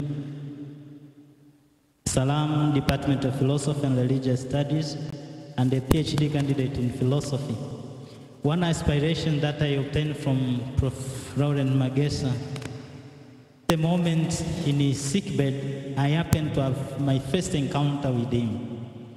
By that time, I was thinking, which exact area in philosophy should I undertake for my PhD studies? Then I happened to have what are you actually thinking of? And I happened to share with him briefly of what I was thinking to engage in. Upon sharing with him, he spoke to his young brother, who actually happened to be my supervisor there in front, Dr. Magesa Evariste. And he simply said, what this young man is thinking about could be brought into our area of our interest. That is, of course, African spirituality.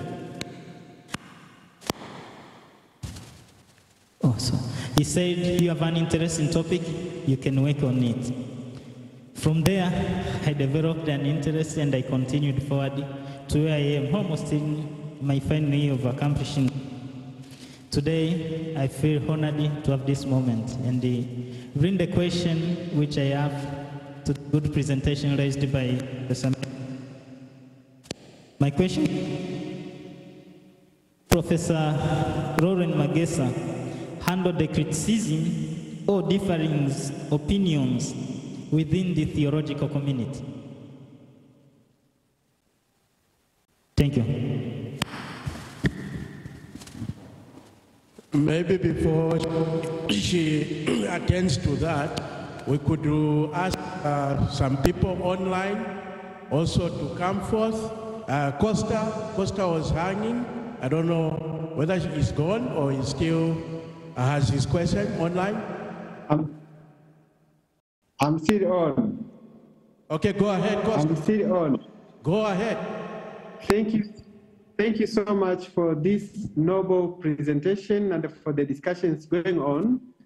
I'm Constantine Changwe, a priest from Musoma Diocese. I happen to be one of the students of Professor Magesa in Nairobi Tangaza College. At the same time, I was also taught by Joe Hill there with the Jumuiya Ndogondogo in Nairobi still. And I happened to be one of the closest students of Professor Magesa from Musoma. I traveled with Magesa one time from Nairobi to Musoma, driving in the same car. He was a humble priest, as Professor 𝐷𝐿 has just mentioned there, a priest indeed. Magesa was down to earth. Professor Magesa was a realistic priest in the sense that he really felt patriotic to Africa. He really felt a priest in the noble cause of, when we speak about Christology, to mean Emmanuel, God among the people, God with the people. And this one was vivid in Magesa's approach. I remember one time when I was studying at Jordan University, Morogoro, Professor Magesa was there, came there in the year 2000 about incarceration. He sat among us in the hall, actually in the chapel, where he had to present as the guest speaker. No one recognized Magesa was among us and quiet. When the officials were looking for the presenter, we are looking for Professor Magesa, is nowhere to be found, and he was seated among us. He was simple and a man with simplicity. On the same level, when Magesa came to Nairobi about the encyclical Charity in Truth, Magesa overturned the title of the encyclical of the Pope and said, which one comes first? Is it truth or charity? This was a big question for the encyclical from the Pope. And Magesa turned the whole podium into vibrancy. He was a person who was provoking the mind to think, and he was a person who was provoking an African awareness because our mind is the same, from the same God. So we are speaking about the same God, but with a different context. I feel like this noble cause which is going on is a noble reality of which I should really say young Africans should be carried on board. And this foundation should really reach to our universities, especially Catholic universities in East Africa and all over. Let us go on with this idea, but also consider the universities, whether public or Catholic universities, where Magesa has planted seed for African understanding of who we are and also patriotic to Africa. Let us move this motion to universities in Africa and Catholic universities in particular. Thank you.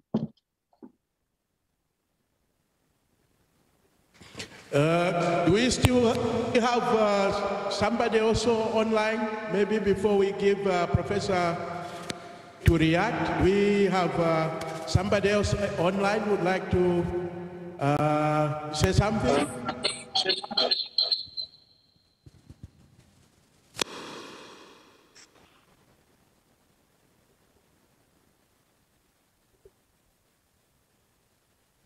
Yes, Mary, go ahead.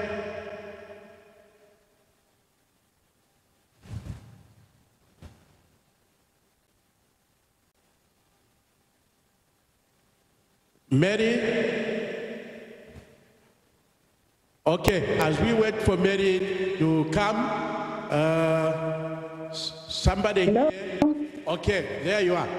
You can go ahead, please. Thank you. Good morning, good afternoon, and good evening.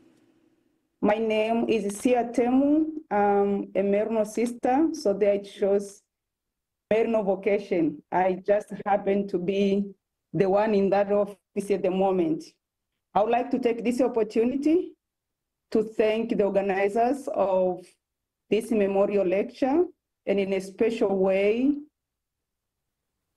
to thank Dr. Magoj and Professor 𝐷𝐿 for saying yes and for your lecture.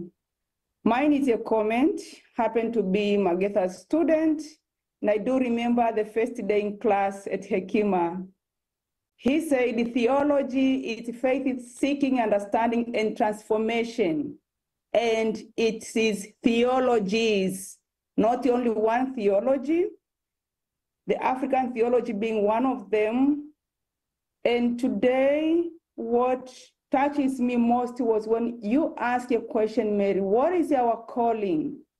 What is the legacy I want to leave behind? And this connected very well with what Magesa would say. It is important for each one of us to recognize our passion, to recognize our talent, and what is my contribution? How am I living it? What I find challenging for us is, yes, as much as we are aware of our African way of life, our African values, the traditions, the customs, is how to be true to ourselves without having to defend. I don't have to defend my Africanness, but I can be, I can live with, and then create a space, a room to be able to invite others to that space and learn together to really hold that value without having to be apologetic. And that was I felt Magesa brought out. There are so many writings he left us, but what touches me most is when he says, what is not sacred? And that is the whole of African spirituality. So my job is to look at from my primary socialization, what I was given from home, from that village, from that area, the way the church celebrated, the rituals from my own culture, and how do I see God in that, and how do I continue expanding that and carrying that forward? So I think it's a challenge for all of us, it's a challenge for me, and it's a challenge as I continue living what I truly believe it's African, it's Christian, and it's human. Thank you very much. Thank you. Prof, you'd like to react before you, or we can take a few more hands. Thank you very much for all the interventions. I think what remains is the question on how Magesa took different opinions. As it has been said, Magesa was very soft-spoken, and even in conversations with him, he was not confrontational, but very simply and very clearly, he would give a convincing reason, but he would also respect your opinion, but you had to convince him. It had to come out very clearly. He may not necessarily agree with you, but you have to put your case very clearly and very systematically. And Magesa, sorry,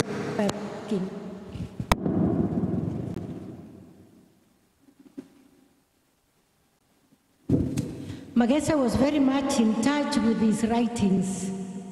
He would refer you to this article or to this book and tell you, if you want to know my point of view, then read this chapter or read this article or read this paragraph, so that you can fully comprehend what he is talking about. I think in life we are entitled to our opinions. We don't have to agree, but as Magesa would put it, is it an issue where you are very, very clear why you want to take that direction? Further, now that Sister Sia had come on online, we don't live very far from each other in Nairobi, and apart from her work, she's also a very good farmer. She lives in Nairobi, very, very center of a very urbanized place. But that's where we go to get our tomatoes and our vegetables. And she says that where she was born, that is the life that she knew, and she's continuing with it. I think there are many ways we can make an impact. Sister, thank you for that passion of yours of the farm, and we keep learning from you. And we also keep being challenged, because her soil is not any different from my soil, but I go to buy or I go to get from others. So whatever our strength, whatever our bringing, let's not get away from there. Maybe because we are in the mission, we are in the convent, or we are in the universities. And I think touching the soil has got something very therapeutic. Thank you.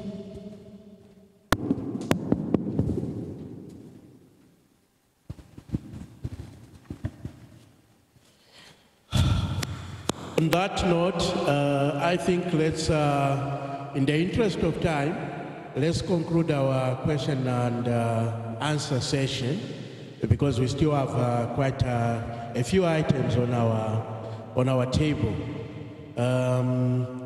Just to wrap it up, I think Magesa says, I'm paraphrasing, that a society, any society that has no culture, any society that has no values, any society that has no systems is insane. It is mad. Magesa, I've paraphrased. So I'm sure that's what is strikingly and coming out from what is being presented and what is coming out of our discussions and from participants. Okay, on that score, then let's move to the recital of Magesa's history, academic achievements, and reasons for the foundation. And this will be given by Father Festo Mukenda, SJ. Father Festo. Or before that, Doc. Thank you, MC. Father, the representative of the Archbishop has other commitments and is asking for permission to leave so that he can attend another meeting. So please, if you allow him to leave us, I will take him out and then we can continue with the session.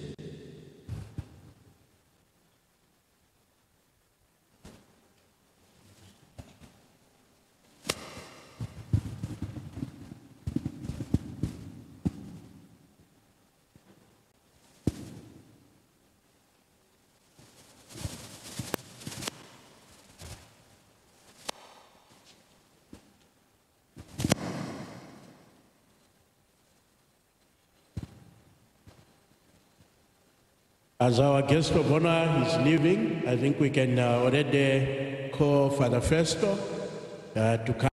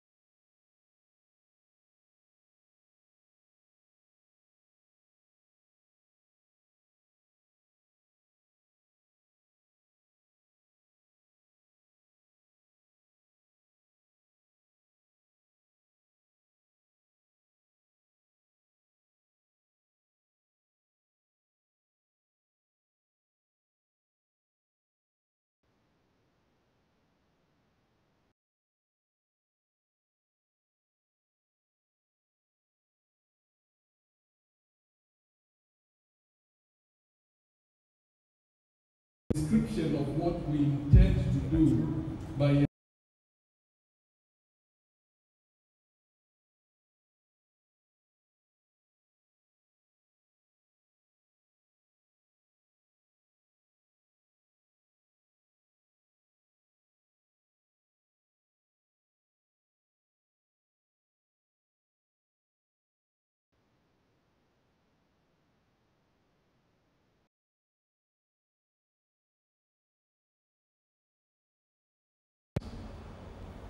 you can immediately feel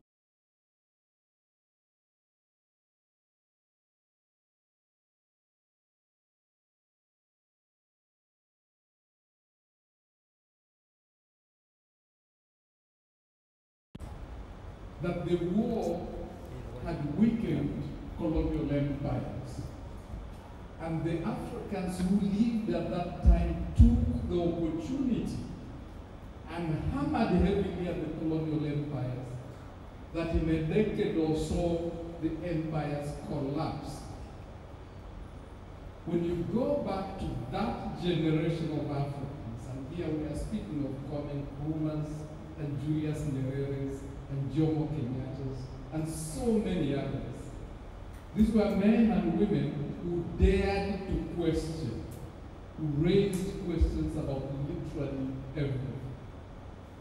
And this is the generation in which Magesa would be brought up, questioning, asking, critiquing, doubting if necessary. There was no bound who could raise a question about everything. And the desire to be free, to be truly liberated, was part and parcel of what people of the post-war generation of Africans believe.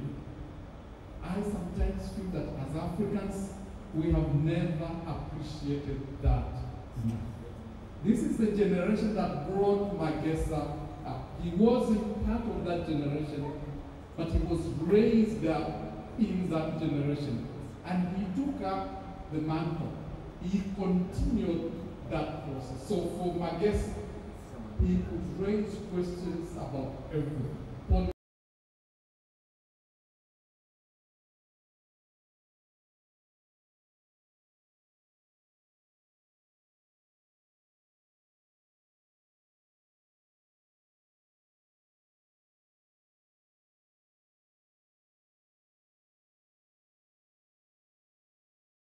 I have been requested to begin again. Usually the problem with beginning again, it's never exactly the same. But I will try. I will try.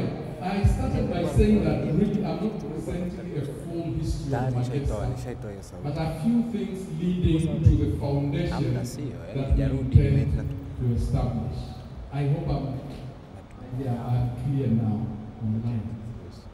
And the first thing I wanted to say is an appreciation of the generation into which Laurent Magesa was born. Born in 1946, he was born immediately after the Second World War.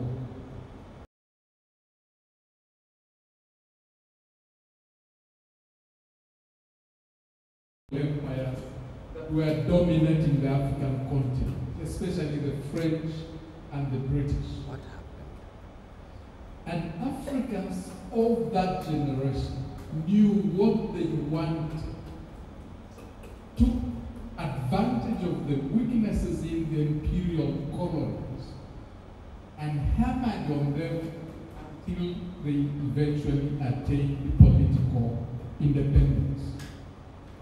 And by that, I mean Magesa was raised in that post-World War II generation. It is the generation that raised Magesa.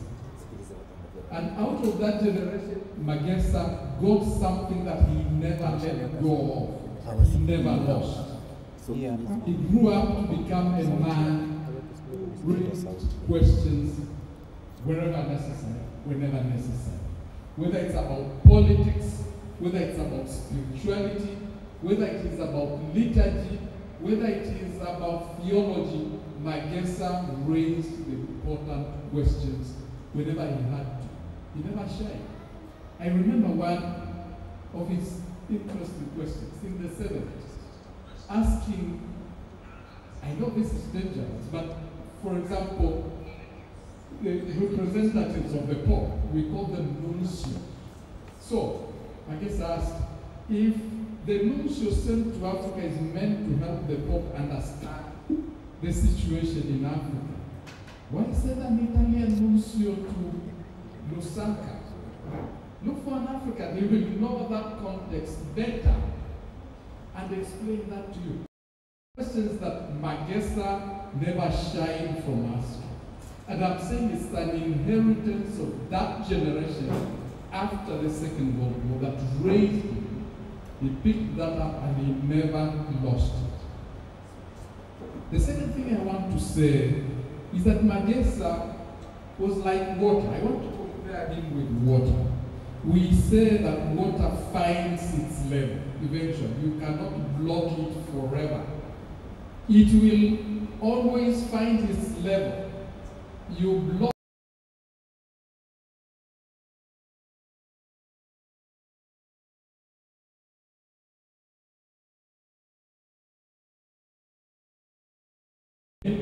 Hello. Hello. We lost the connection. Hello. We can't hear anything. No, we can't. Okay, I will wait for to give me a go ahead.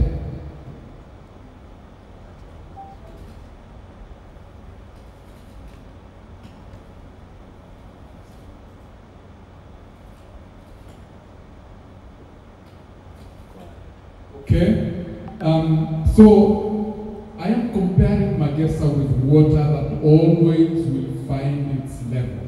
You can put obstacles on it. Can you hear me now? Hello?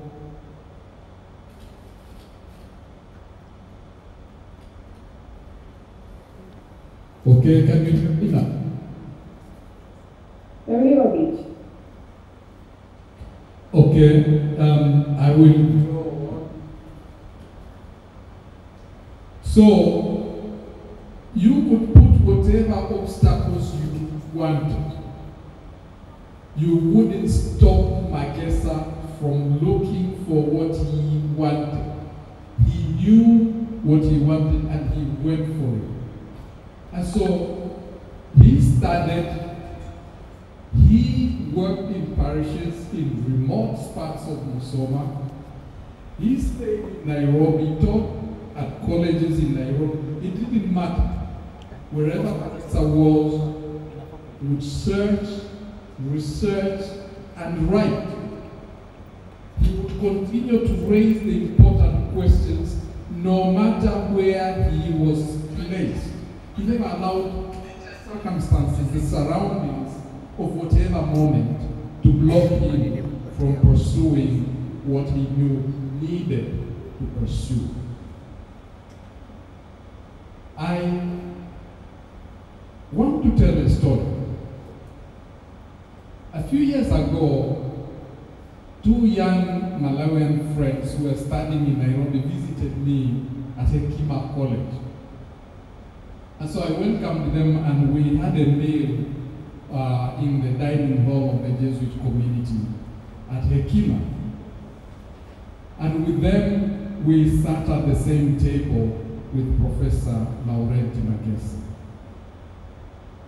And in the middle of the meal and conversations, I introduced Magesa, my two friends.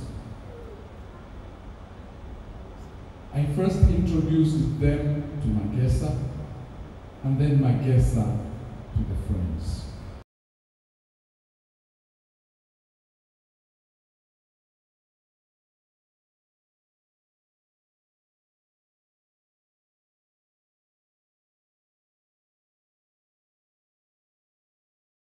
And the man in front of them was Magesa.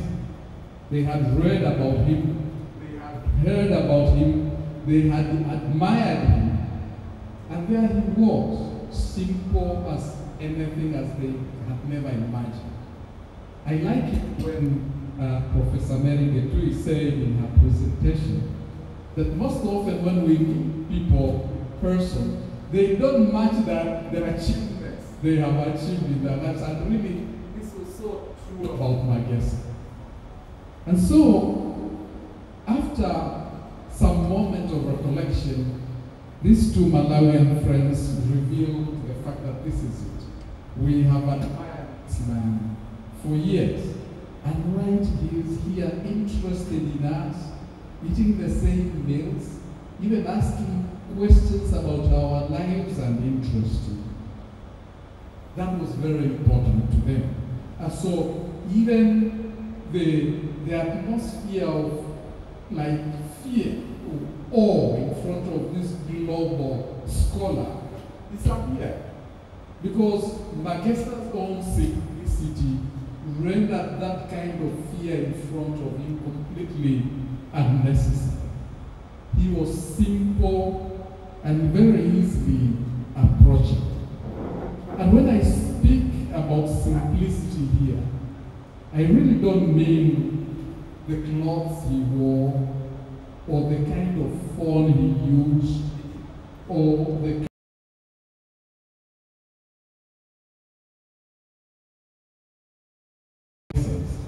but rather, he made people feel comfortable. He became the same as everyone else around him. And that in itself was his way of teaching theology. Really, we stand here today celebrating the man that was Magesa, is not only because of the many books and articles that he wrote all those years, but also the manner in which he communicated with us. his human presence anytime. He was so simple that his students could invite him for a coffee out and go with them to places where the students' budget could afford. We all know an African theologian or two whom we could never invite out simply because they were busy or probably they couldn't afford to be seen in the places where we hang out. That was not Magesa. He was available. He would say yes. You would go out for coffee, and in the process of taking coffee or whatever else, you actually spoke theology.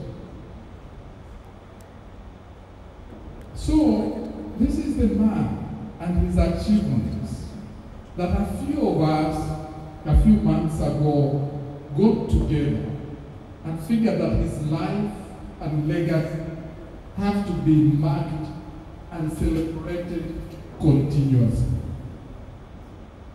It is both because of his scholarship, because of his scholarly achievements, and his human qualities that 7 of us got together and agreed on 3 important points. One, that Magesa specialized in the academic field of African theology and through publications and other methods made unique contributions to the field, especially in the areas of moral theology, enculturation, liberation theology, and spirituality, thus becoming one of the most prominent African theologians of his time. 2, that Magesa appraised African religion and showed it to be the indispensable soil into which Christianity in Africa must deepen its roots to become enculturated in ways desired by the church, and further showed that African cultures can and must enrich global theological debates. And 3, that Magesa proved himself an excellent instructor and a mentor who introduced hundreds of students, men and women, to the discipline of African theology and encouraged several more women and men to learn the same discipline and to promote it through deeper research and reflection. I think we cannot take away these 3 things from the person of Magesa. And they are the 3 things that we think should be marked and celebrated in posterity. These are the points that made the group arrive at the decision to take initial steps towards establishing what we are calling the Magesa Foundation. The idea is to make the foundation the undying heartbeat of Professor Magesa in the ongoing quest for African theology by maintaining his legacy, promoting his ideas, and deepening research in and reflections on areas in which he engaged as a scholar. Concretely, we envision the foundation as the body responsible for the preservation of the patrimony of Professor Magesa and for the promotion of the legacy of his legacy through various activities, including the following.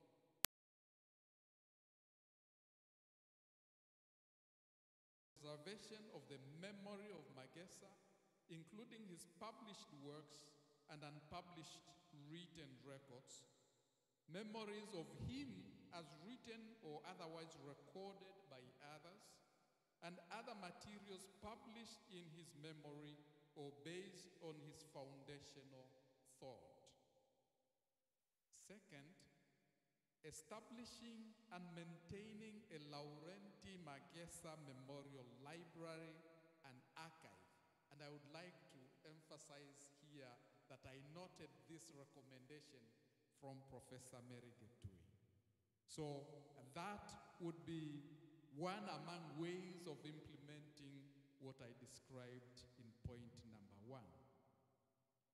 3, promoting access to the original thought of Professor Magesa by facilitating access to his library and archive. This can be done through affordable reproductions of his original works, their translation into African languages and other widely spoken global languages, and their provision through various digital formats and platforms. 4, encouraging, supporting, and promoting research and publications that either are founded on the original thought of Professor Magesa or advance his quest for African-inspired approaches to and understandings of theology, spirituality, morality, liberation, and other subjects that were of interest to him. And finally, 5, sponsoring and facilitating in various locations an annual Laurent Magesa Memorial Lecture, such as the one we just had today. So these are the ideas that we are working with. The foundation is not yet a registered entity, but we are working towards that under the coordination of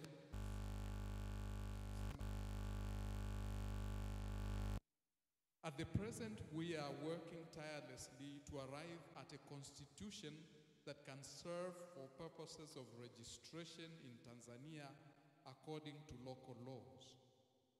Once these initial steps are completed, we shall be able to publicize the Magesa Foundation broadly and solicit the active participation and support of many more friends, former students, and well-wishers, so that we can establish this strongly in a manner that will continue into the long future, even when the generation that knew Magesa personally will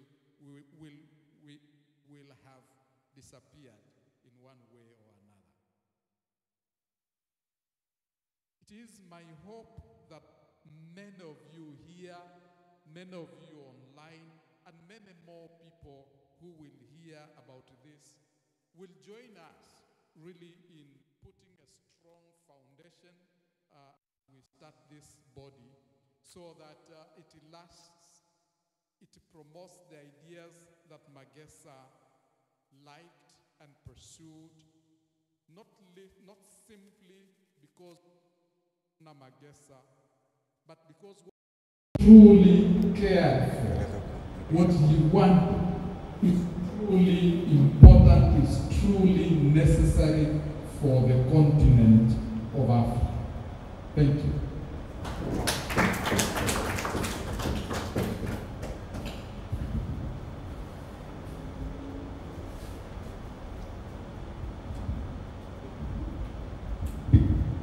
That was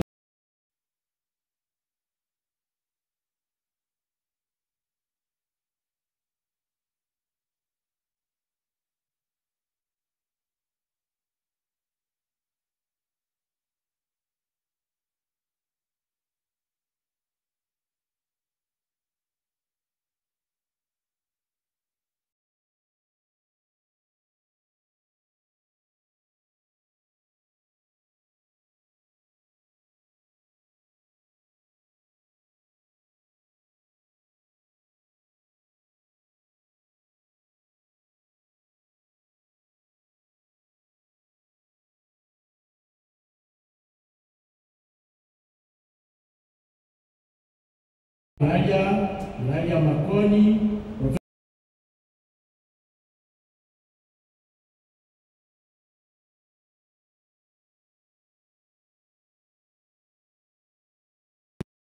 I hope you can hear me. Loud and clear. Perfect. So thank you so much, first of all, to Professor Magoti for inviting me to remember today Professor Laurent Magesa and really to honor his legacy. But also, thank you so much to you, Professor 𝐷 for, as usual, your inspiring words. So my name is Ilaria Macconi, and I'm really here today to bear witness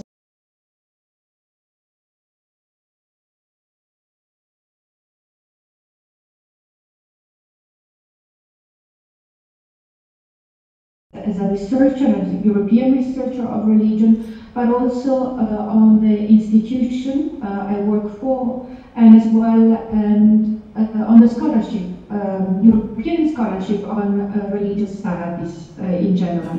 So for those who do not know me, please allow me to spend a couple of words to introduce myself, and mostly to explain my connection to Africa. As I said, I'm a historian. I study church history and history of religion, and work for the Foundation for Religious Studies John 23rd, established in Italy. The main objective of the foundation is to promote research about religion, but also to disseminate knowledge about religion, and primarily through two main research libraries. One is based in Bologna and is specialized in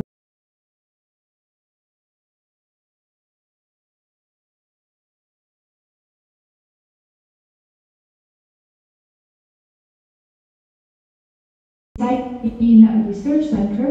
The foundation also is active academically. We organized seminars, training workshops for teachers, and we also chair and organize a national PhD program on religious studies. The director of the foundation is Professor Alberto Belloni, who knew personally also Professor Magesa, and a few years ago the visible changes in the religious climate worldwide really motivated Professor Belloni to reach out to Africa and to its rich multicultural and multi-religious environment. So it was clear for all of us at the Foundation for Religious Studies that in order to understand how religion was and is changing actually globally, we had to follow Magesa's advice and move away from the dominant Eurocentric research perspective. So paying also more attention to the continent where these changes are coming from. Just to give you some background information, in 1988, the Foundation for Religious Studies, in close cooperation with African scholars, organized a symposium on Jewish history in Africa, and again, in 2012, a second symposium on African forms of Christian life. And finally, in 2019, it seems that we have to finally revive the EU scholarly exchange, focusing this time on Eastern Africa, also to disseminate more knowledge of African religion in the European academic context. So this is why after I moved to Kenya, I started to get in touch and connect with fellow colleagues of religious studies. Some of them are here, as Professor 𝐷, Professor Mwaura, and Professor Magoti. And at that time, while I was in Kenya, I also had the honor to meet Professor Magesa in Tangaza University College, where I was also teaching methodology of historical research. So from the beginning, Laurent Magesa has been very supportive of the project to create Euro-African Research Network. Participate actively in the symposium that the 2020 on the topic of variation encounters of religious experiences in East Africa. During a day, scholars from different institutions, not only Kenyan, but from other Eastern African institutions, from different backgrounds and disciplines, exchanged ideas and also contributed to a collective volume that will be published in the early 2025. On that occasion, Professor Magesa, though he was already pretty debilitated by his illness, graciously agreed to be interviewed for the book. And he explained to me, first of all, how he became interested in African religion and how he realized that Africa has something valuable in its cultures, not only for its own people, but for the world in general. I asked him actually why, as a European researcher of religion, should I study African religion and African tradition. So, and he answered me that African values are important for a Christian life based on love and peace. And he pointed out that many of the challenges the world is facing today can only be addressed if we look at them under the African perspective. And let me quote from the interviews he gave me. He said about these challenges: migration, internal displacement of peoples, different forms of instrumentalization of human beings, progressive degradation and destruction of the environment, xenophobia and exclusion of the different other, especially the poor. These challenges, said Magesa, should be addressed, as I said, from a different perspective, that of African religion. And specifically, I quote now again, the perspective of African religion in its understanding of human and natural ecological existence, where everything is seen as united and sacred, or possessing a divine impact. Therefore, he continued, and this was actually, he wanted to motivate me. He said, scholars of religious studies and theology must spell out clearly and scientifically the implications of this African worldview for our times. So we understood that obviously Africa can offer plenty of lessons and experiences that can be used to understand and ultimately also inform in a positive and peaceful way the relationships that religions seek to establish all over the world. It is with this conviction that since 2020, together with African colleagues, and some of them are here today virtually or in presence, we have presented a panel focused on Africa and its religious panorama at the annual conference of the European Academy of Religion. So this is an exchange platform where the intersection between religion and relevant social, political, and cultural issues are explored. We wanted now to have African presence inside this academy.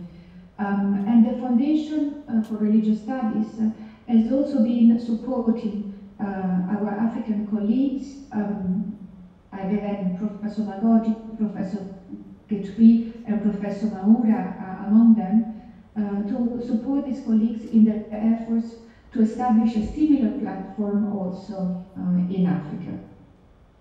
For the Foundation of Religious Studies, I'm also in charge of a personal research program on Christianity and interreligious dialogue in Africa, and I tutor in this field a couple of PhD students. I have extensively studied the impact of the missionary movement on African society, focusing specifically on cultural, social, and gender dynamics. Magesa's work, but specifically his beautiful book, What is Not Sacred, deeply influenced my research. Not only he explained through his book to me the world of African spirituality, but also helped me to better contextualize the evangelizing efforts of missionaries who at least initially failed, and I quote again Magesa, to understand that a strong Christianity should have been rooted in Africans' cultural heritage. His other two works, in particular, The Post-Conciliar Church in Africa and Anatomy of Enculturation, forced me then to take a more critical and nuanced approach to the process of evangelization in Africa, also forcing me to explore it from a different perspective. And that is to take more into account the influence of the African people, of their traditional beliefs and values on the missionaries' idea and practice of evangelization. Ultimately prompting the shift from mission as civilization to mission as encounter and dialogue. So one of the most important lessons as a researcher I had from Magesa was to see and to look at African people not as simple recipients or victims of the evangelizer's actions, but as the main protagonist of the story and important agents in the formation of local as well as global Christianity. So let me give you an example from my field of research. As I said, I was researching how the idea of mission changed in the church through the contact the missionaries and the encounter the missionaries had with the local people, especially in Kenya.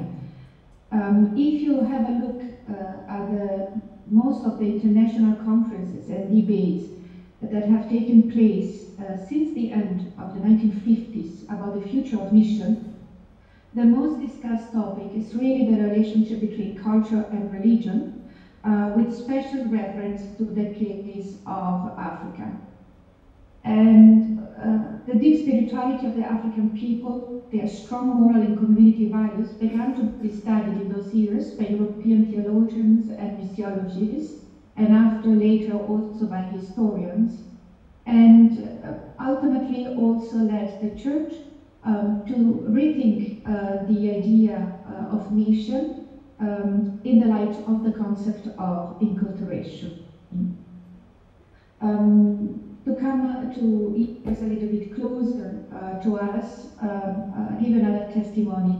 So Magesa's advocacy of a theology characterized by a plurality of voices has been picked up, we might say, also by a group of theologians and researchers from the Mediterranean area. The foundation I represent is among them. About 2 years ago, they presented to Pope Francis a manifesto that requested a theology that is diverse and inclusive of all different cultures and contexts of the Mediterranean Sea, where Africa has a very important place, and a theology able to build bridges and dialogue among people, as Magesa taught us.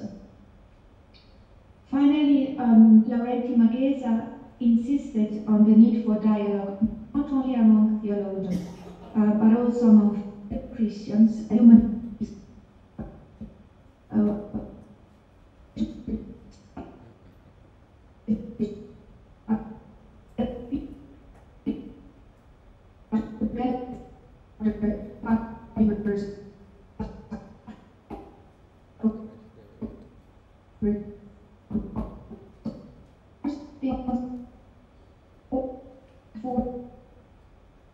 EU member states.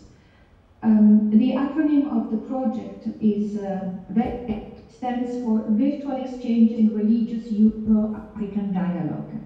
I am the coordinator of this program. The aim of it is really to promote intercultural intercultural and interreligious understanding by engaging the African and European youth in a transnational dialogue about religion. Together with our offer students a different kind of courses, semester courses, workshop, conference, seminars.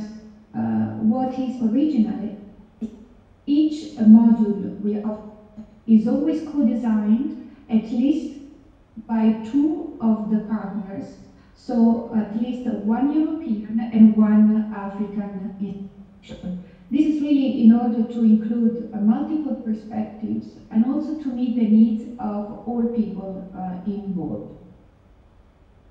This project follow, all these different modules follow the same strategy, which is an intercultural and student-centered approach. The core value of this project, virtual project, is to connect students to their different content as an addition to that, want to foster ethical political awareness rather than just a logical, cognitive, and understanding. Finally, among the different courses, the 𝐉𝐈𝐍𝐻 program offers a special place as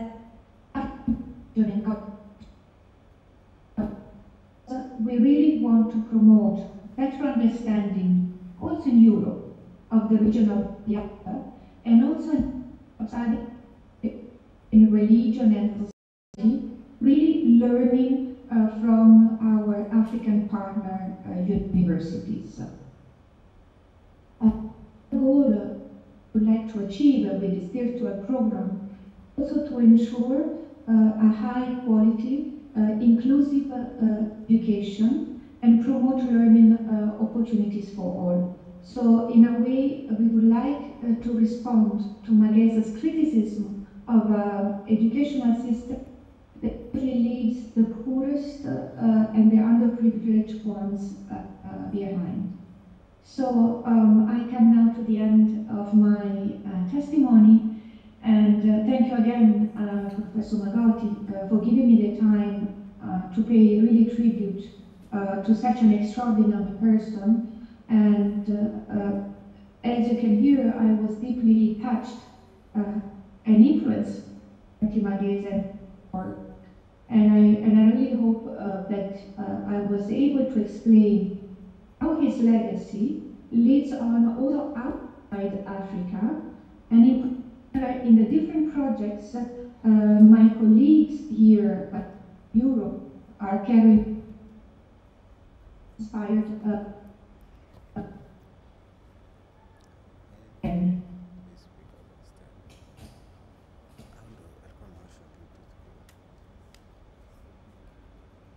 thank you, Professor Makoni.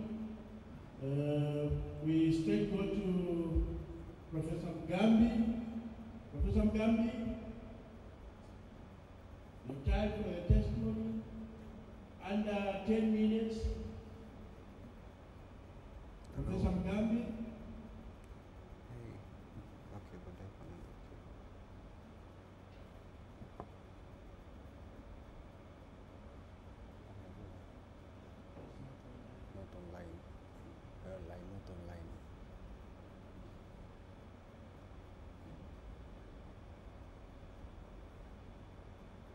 Professor Mugambi, are you there?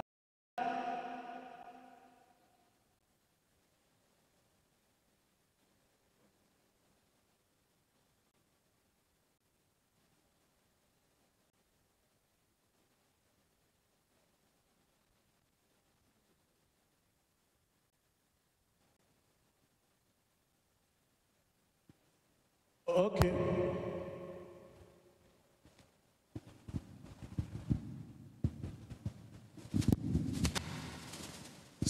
It has been a long session, and really happy that we were able to persevere for about 3-4 hours, sitting here.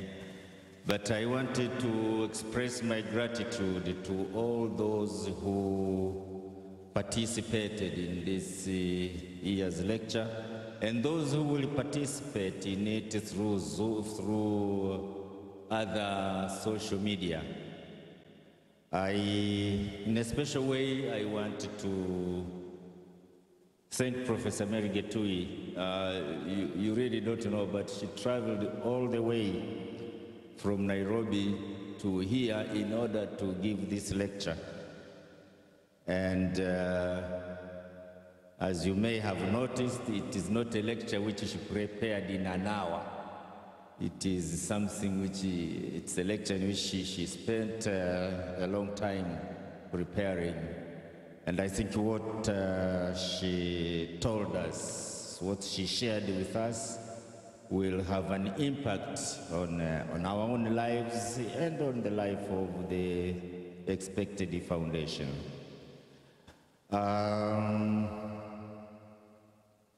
I want to thank Father Festo. You may think that he just emerged from Msimbazi, but actually he comes from Rome. And he made an effort to be here with us to mark this important day in, for Magesa. These were the people who were very, I'm not saying they are the only ones, but they were very close to Father Magesa. And I came to know them through Magesa. And they have been consistent, even in his absence. So Father, I want to thank you very much. I know you have a very busy schedule. You just arrived came from Rome, went to see your mother, went to Malindi, you and I don't know where you're going next. So we really thank you to find time in the schedule to be with us. I thank all of you. I thank Jugo Media for helping us get this conference not only here in this auditorium, but also outside the world. People who wanted to listen to this lecture will do so, I'm sure, through different media that you are present. I was reading some of the comments on the, is it on your website? YouTube channel, very interesting. So if you didn't get anything from here, you can go to YouTube channel to listen, very slowly and carefully at what was said here. So I thank you very much for your efforts. We had little nags here and there, but I think that is to be expected in a country like this one. It remains for me to express my thanks to John Matema. So our MC today, he arrived on Sunday from Zambia, all the way, traveled by bus, very difficult journey.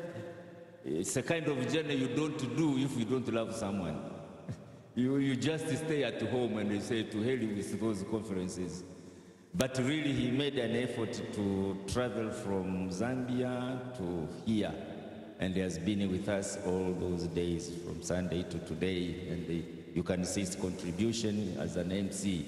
So, John, I sincerely thank you. I don't know whether your wife is here, but she's here. Please, she's on her way, yeah. So she will get our sincere thanks.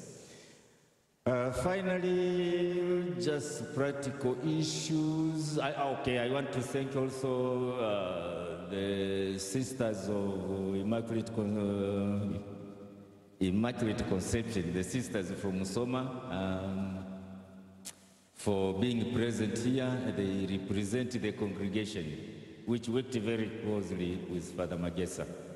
I thank you for your presence. I thank you for all the efforts you are doing to pray for Father, to keeping his memories and legacies alive.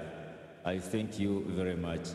We have here some of his Magesa's friends, very old friends from, was it secondary school or primary? secondary school. Please stand up.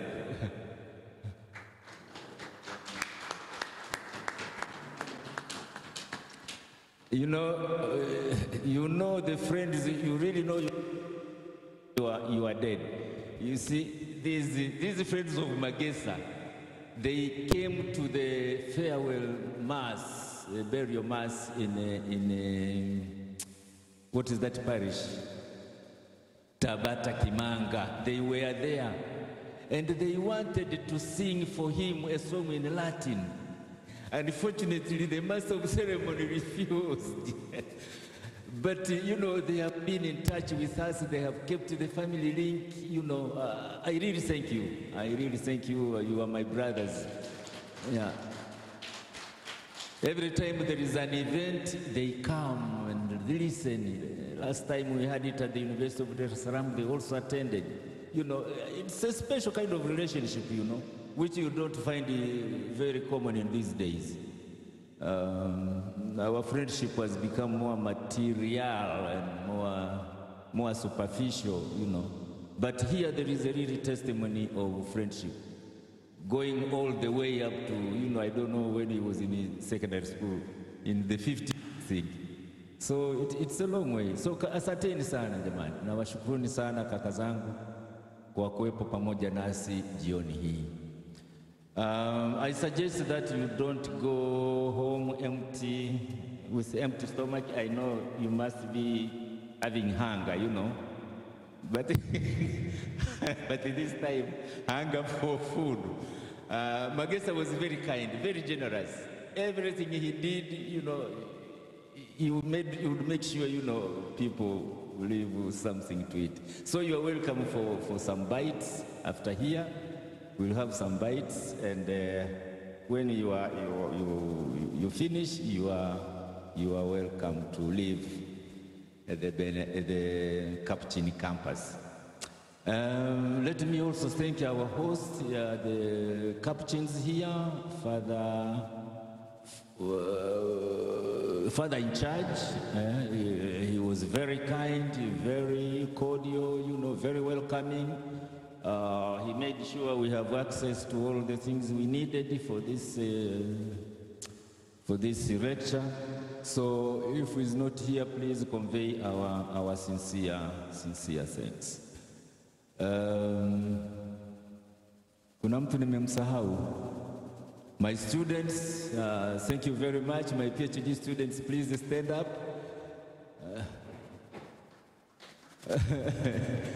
I'm glad to see you here. I am happy that you found time to attend and to listen to this important lecture. Well, let me now ask someone to give us, maybe Father first, why don't you give us a final blessing, and after which we shall leave.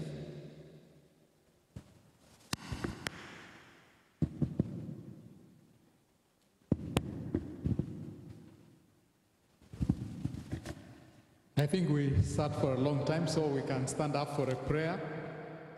And let us pray in the name of the Father, and of the Son, and of the Holy Spirit.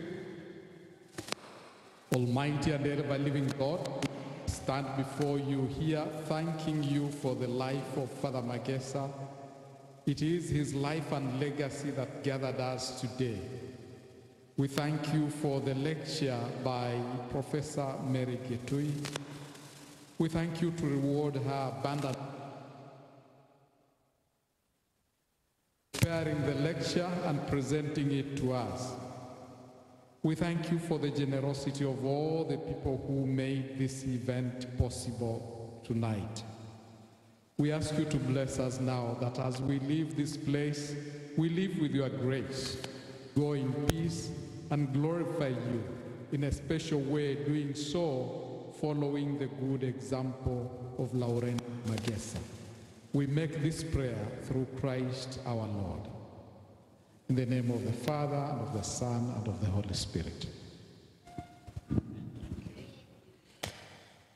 Some little announcement that we take some group photo. I don't know where you suggest, outside. And this will be, after the group one, there will be also, it is broken as follows. So there will be friends of Magesa, religious sisters and priests around, lay people around, the University of Dar es Salaam and Philosophy Department, and then organizing committee, and also with the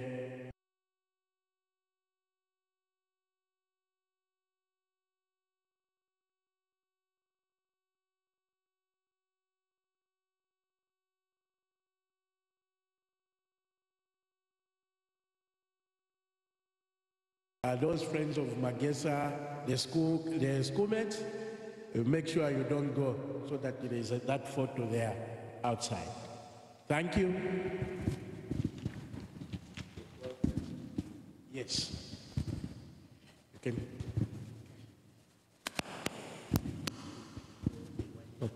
Okay, kwa ufupi tunaingia kipindi cha mwisho, tutapiga picha ya pamoja kutokana na maelekezo tutayopata pale nje.